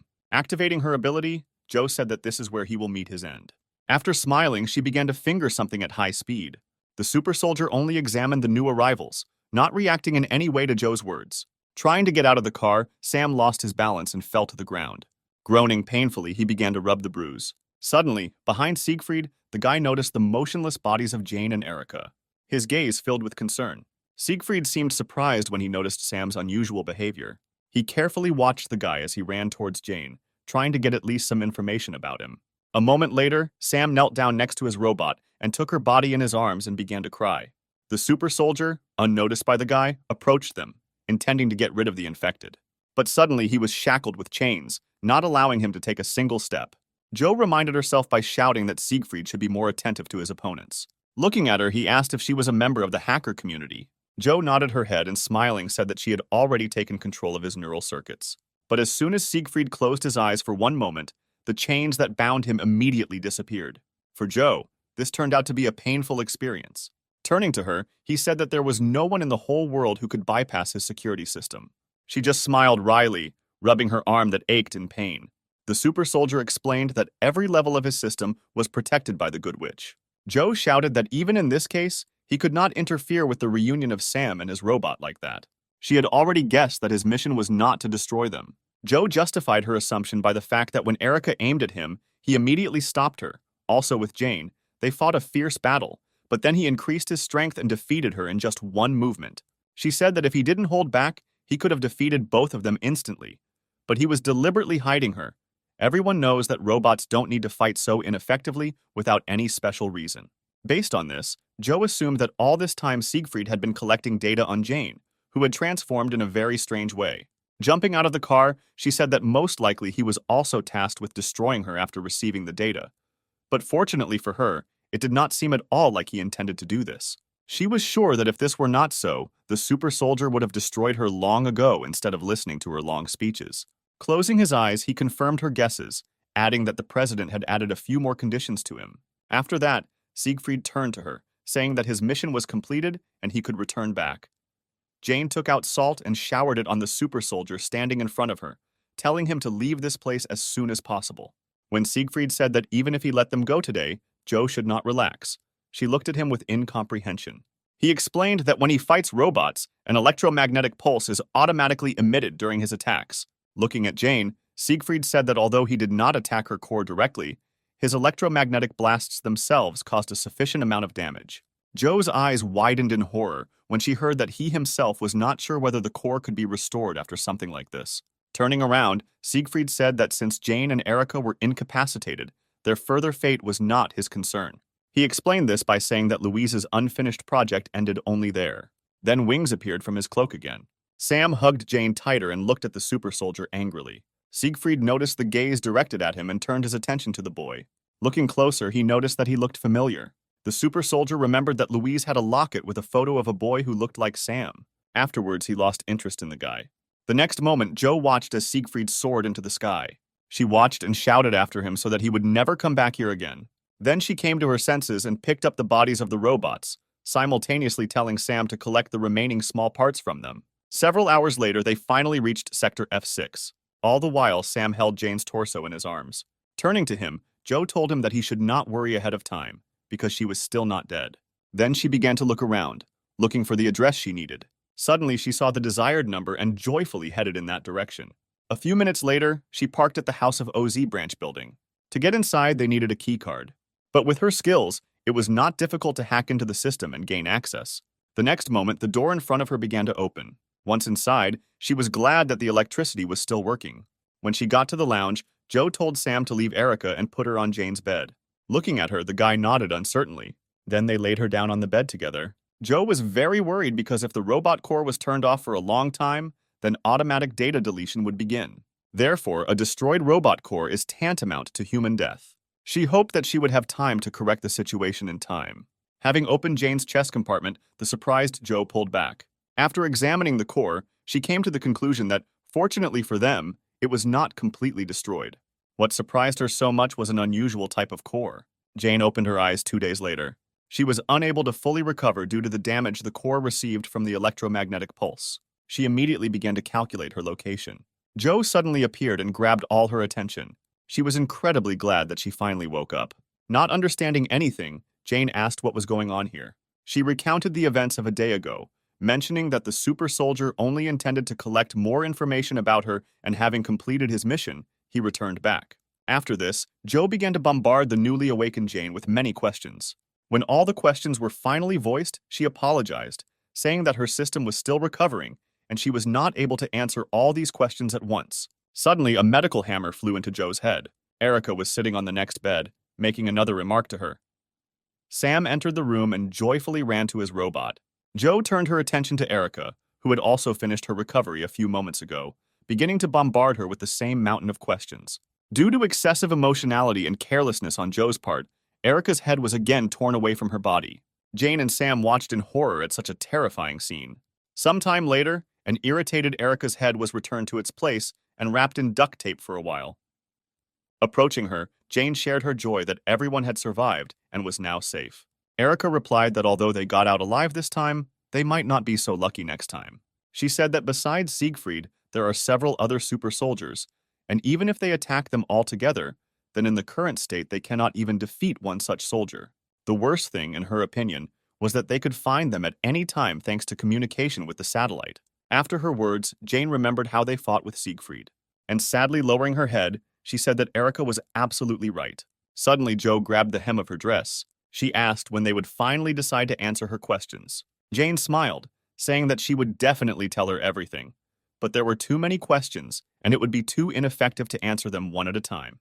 She decided that it would be better if she simply conveyed her memories to Joe and sat down next to her, asking if she was satisfied with this option. She was told that anything would do, as long as she could satisfy her curiosity.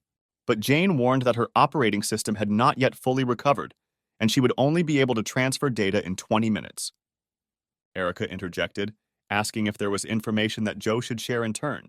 She recalled that while on the road, they raised the question that the president could be the one who caused the epidemic. She already had an assumption that all these days, while they were recovering, Joe was not sitting idle, but was looking for evidence of this theory. Smiling, she nodded, telling everyone to follow her. And a few minutes later, they were walking down the long corridor of the research center, following Joe. Suddenly, something behind the glass caught Sam's attention. He stopped and tried to say something, looking into the adjacent room through the glass.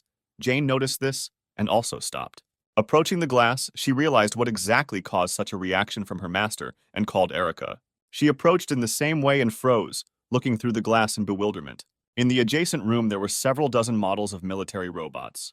Joe explained that this place used to be a laboratory for one of the branches of the House of OZ, usually where the latest and improved research products were produced. Turning to her companions, she said that robots were also created here. Looking at all this, Jane asked why there were so many robots left here. Smiling, Joe replied that they should have already figured everything out on their own. She began to explain that in 1941, the world was united under the military might of the Third Empire. But during the revolution, the dictator was executed and the Third Empire collapsed. After this, a world coalition government was created to prevent the re-establishment of dictatorship. But at the same time, rebels appeared who demanded independence. They organized wars with UN forces, then more than 1,000 government soldiers were killed. After the destruction of one of the largest sectors, in order to prevent as many military deaths as possible, a project to create military robots was launched, and 2 years later it was presented to society.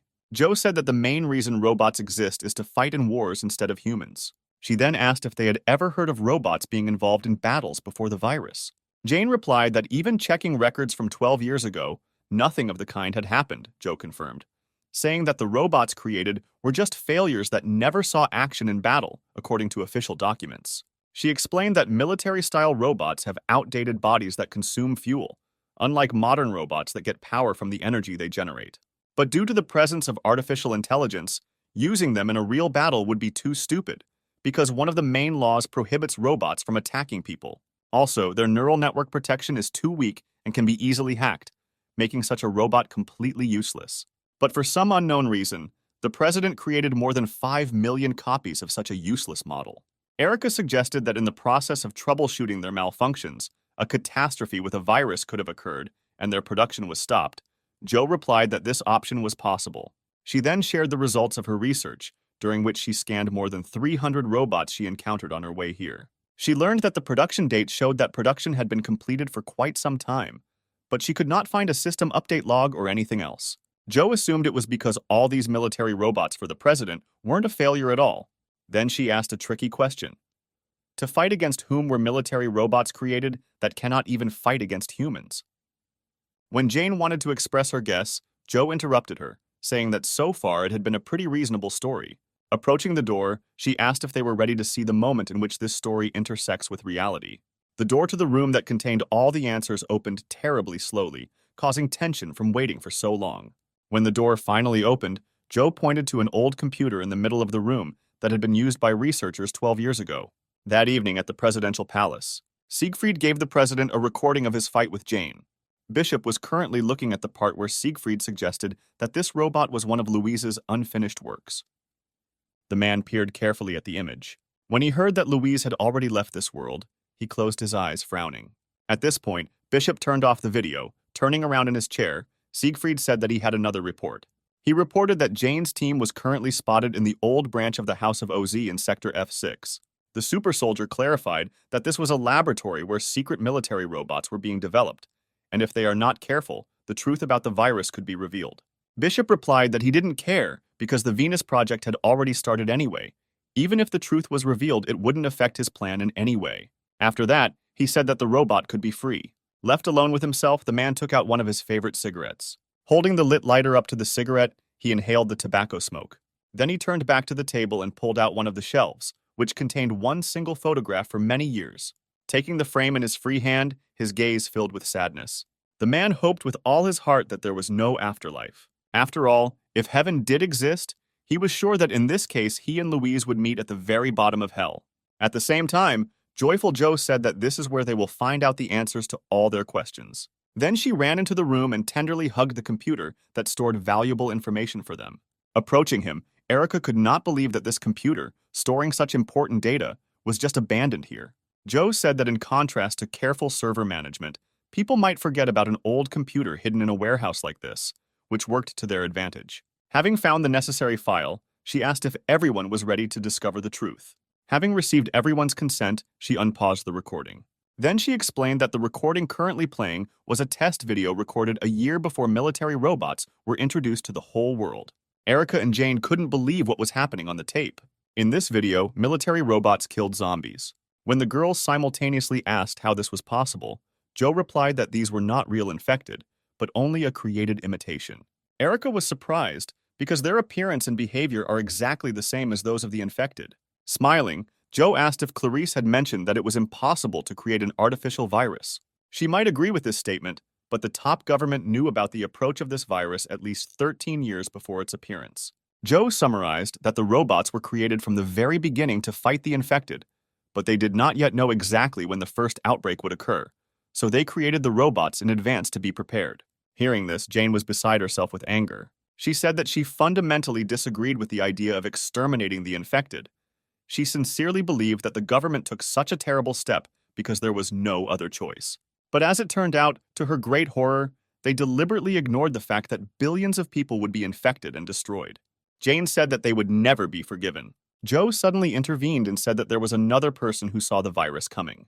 Turning, she pointed at Jane, saying that it was the man who had remade her. Hearing this statement, Jane was confused. Joe explained that it would be almost impossible for a person who lived as a recluse in the wilderness to transform her and improve all her characteristics to the highest level, to pull off such a thing. She was sure that the person who remade Jane knew about the impending virus and that the government would get rid of the infected, because Jane was specially prepared for all these conditions. After her words, Jane remembered how Layla asked her to protect Sam with the power she gave her. Now she had no doubt that that woman already knew about everything in advance. Joe also said she had a guess as to what the man used to do. Seeing Jane's blank face, she said that if she shared her memory data, she would be able to confirm her assumption. Jane replied that there were still 4 minutes left before her system was restored, so data transfer was not yet possible. After that, Joe began to excitedly run around her, asking her to hurry up. At the end of the promised period, Jane touched Joe's head with both hands. The next moment, she started transmitting data to her. Suddenly, images of Jane's past began to flash before her eyes, starting with her very first meeting with Sam. After she saw the memories associated with Louise, assessing her skills, Joe said that it would be very difficult for her master to reach her level.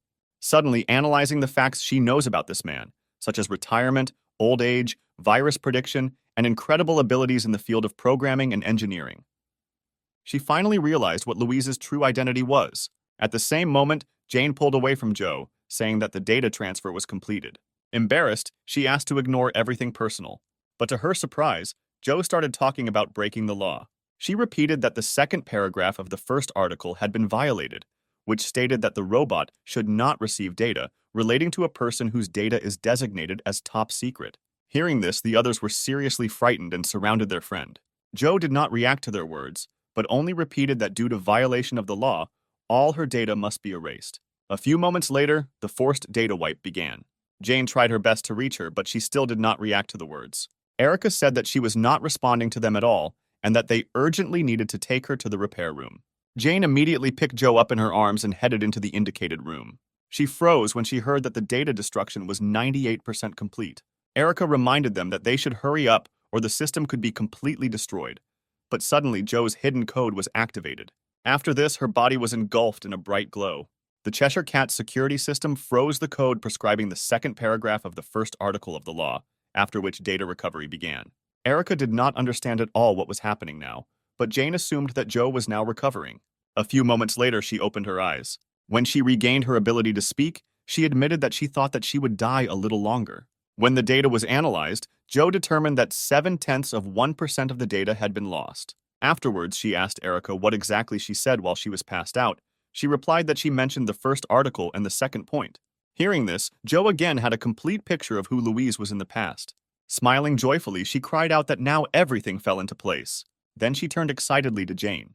Taking her by the shoulders, Joe said that the man who remade her was truly incredible. Pointing to herself, she said that Louise was her mother. Jane looked at her in bewilderment. She asked Joe what exactly she meant.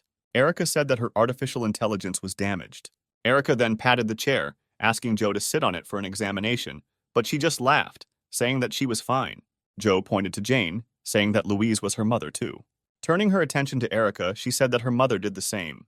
Pointing at Sam, she said that this person was definitely not his mother. Joe explained that Louise was a member of Team OZ and is the mother of all robots. Jane asked what the OZ team was like. Erica admitted that she was also hearing about this for the first time. Joe explained that in the 50s, a group of OZ was created, consisting of brilliant scientists, programmers, and engineers. They were the ones who developed artificial intelligence robots. From laws and a self-healing core, right up to a central database that contains information from all over the world. All this was developed by the OZ team. Turning to Sam, Jane admitted that she had no idea that Louise was such an incredible person. Suddenly, Eliza intervened in the conversation, saying that something here still didn't add up. She said that robots were considered the best invention of the 20th century, and it was included in the Fourth Industrial Revolution. Those who made such an achievement should have been registered in the biographical dictionary. But Eliza couldn't find any articles about it, let alone a dictionary, so the story she was told couldn't be true. Sighing, Joe replied that all information about these people had been deliberately erased. It was made as if these people had never existed before, eliminating even the slightest mention of their names anywhere. She said that in 1958, they began to actively register citizens through the network. At the same time, they did not make any records about the birth of these people, their academic background, achievements, and everything else. Even all written records were destroyed, leaving not even a shred of information. Finally, in 1962, when the robots were launched, many journalists appeared looking for information about the developers, but the secret police denied and destroyed all the information. That is why a hidden rule was created, not announced by the government. Jane asked why these people were treated so unfairly, but Jo threw up her hands, saying that she did not know. But she said that thanks to Jane, they had a clue. Jo said at least one of the group members knew about the virus in advance. Suddenly, Erica had another question. She already realized that since the information was so well classified, and no one knew anything about the existence of these people, Erica wondered how Jo knew so much about all this. She replied that her owner was the child of one of the OZ team members. That is why the main goal of the Cheshire Cat was to find out why the information about the existence of her parents was so unfairly erased, and while searching for information, she came across various facts. Turning to Jane, Jo said that she was a custom model that her master had been looking for a very long time. She admitted that she thought that their paths would quickly diverge, but now, Jo is sure that she will remain by her side until she reveals all the secrets. Jane, smiling, replied that she would be all for it. Afterwards, Jo patted Sam on the head, saying that they would not part with him anytime soon. Among their group, only Erica was unhappy about the fact that she would continue to have to endure Jo's terrible character. The next morning, it was decided to go to the Zero Sector. Jo and Sam were full of enthusiasm to continue their journey. Jane was glad that she had a new friend in Jo. She hoped that the place they would go to would help her find out more information about Louise. That same evening, the Cheshire Cat finally reached the place where Louise lived. Approaching the house, she noticed a grave, which she hurried to approach. After reading the name engraved on the tree, Cheshire took the pendant that hung on the grave cross. Taking a closer look, the girl realized that she had already seen the same pendant on her father. The next moment, she opened the pendant. Seeing its contents, Cheshire finally realized why her father never let her touch his pendant. Inside was a photo of Sam.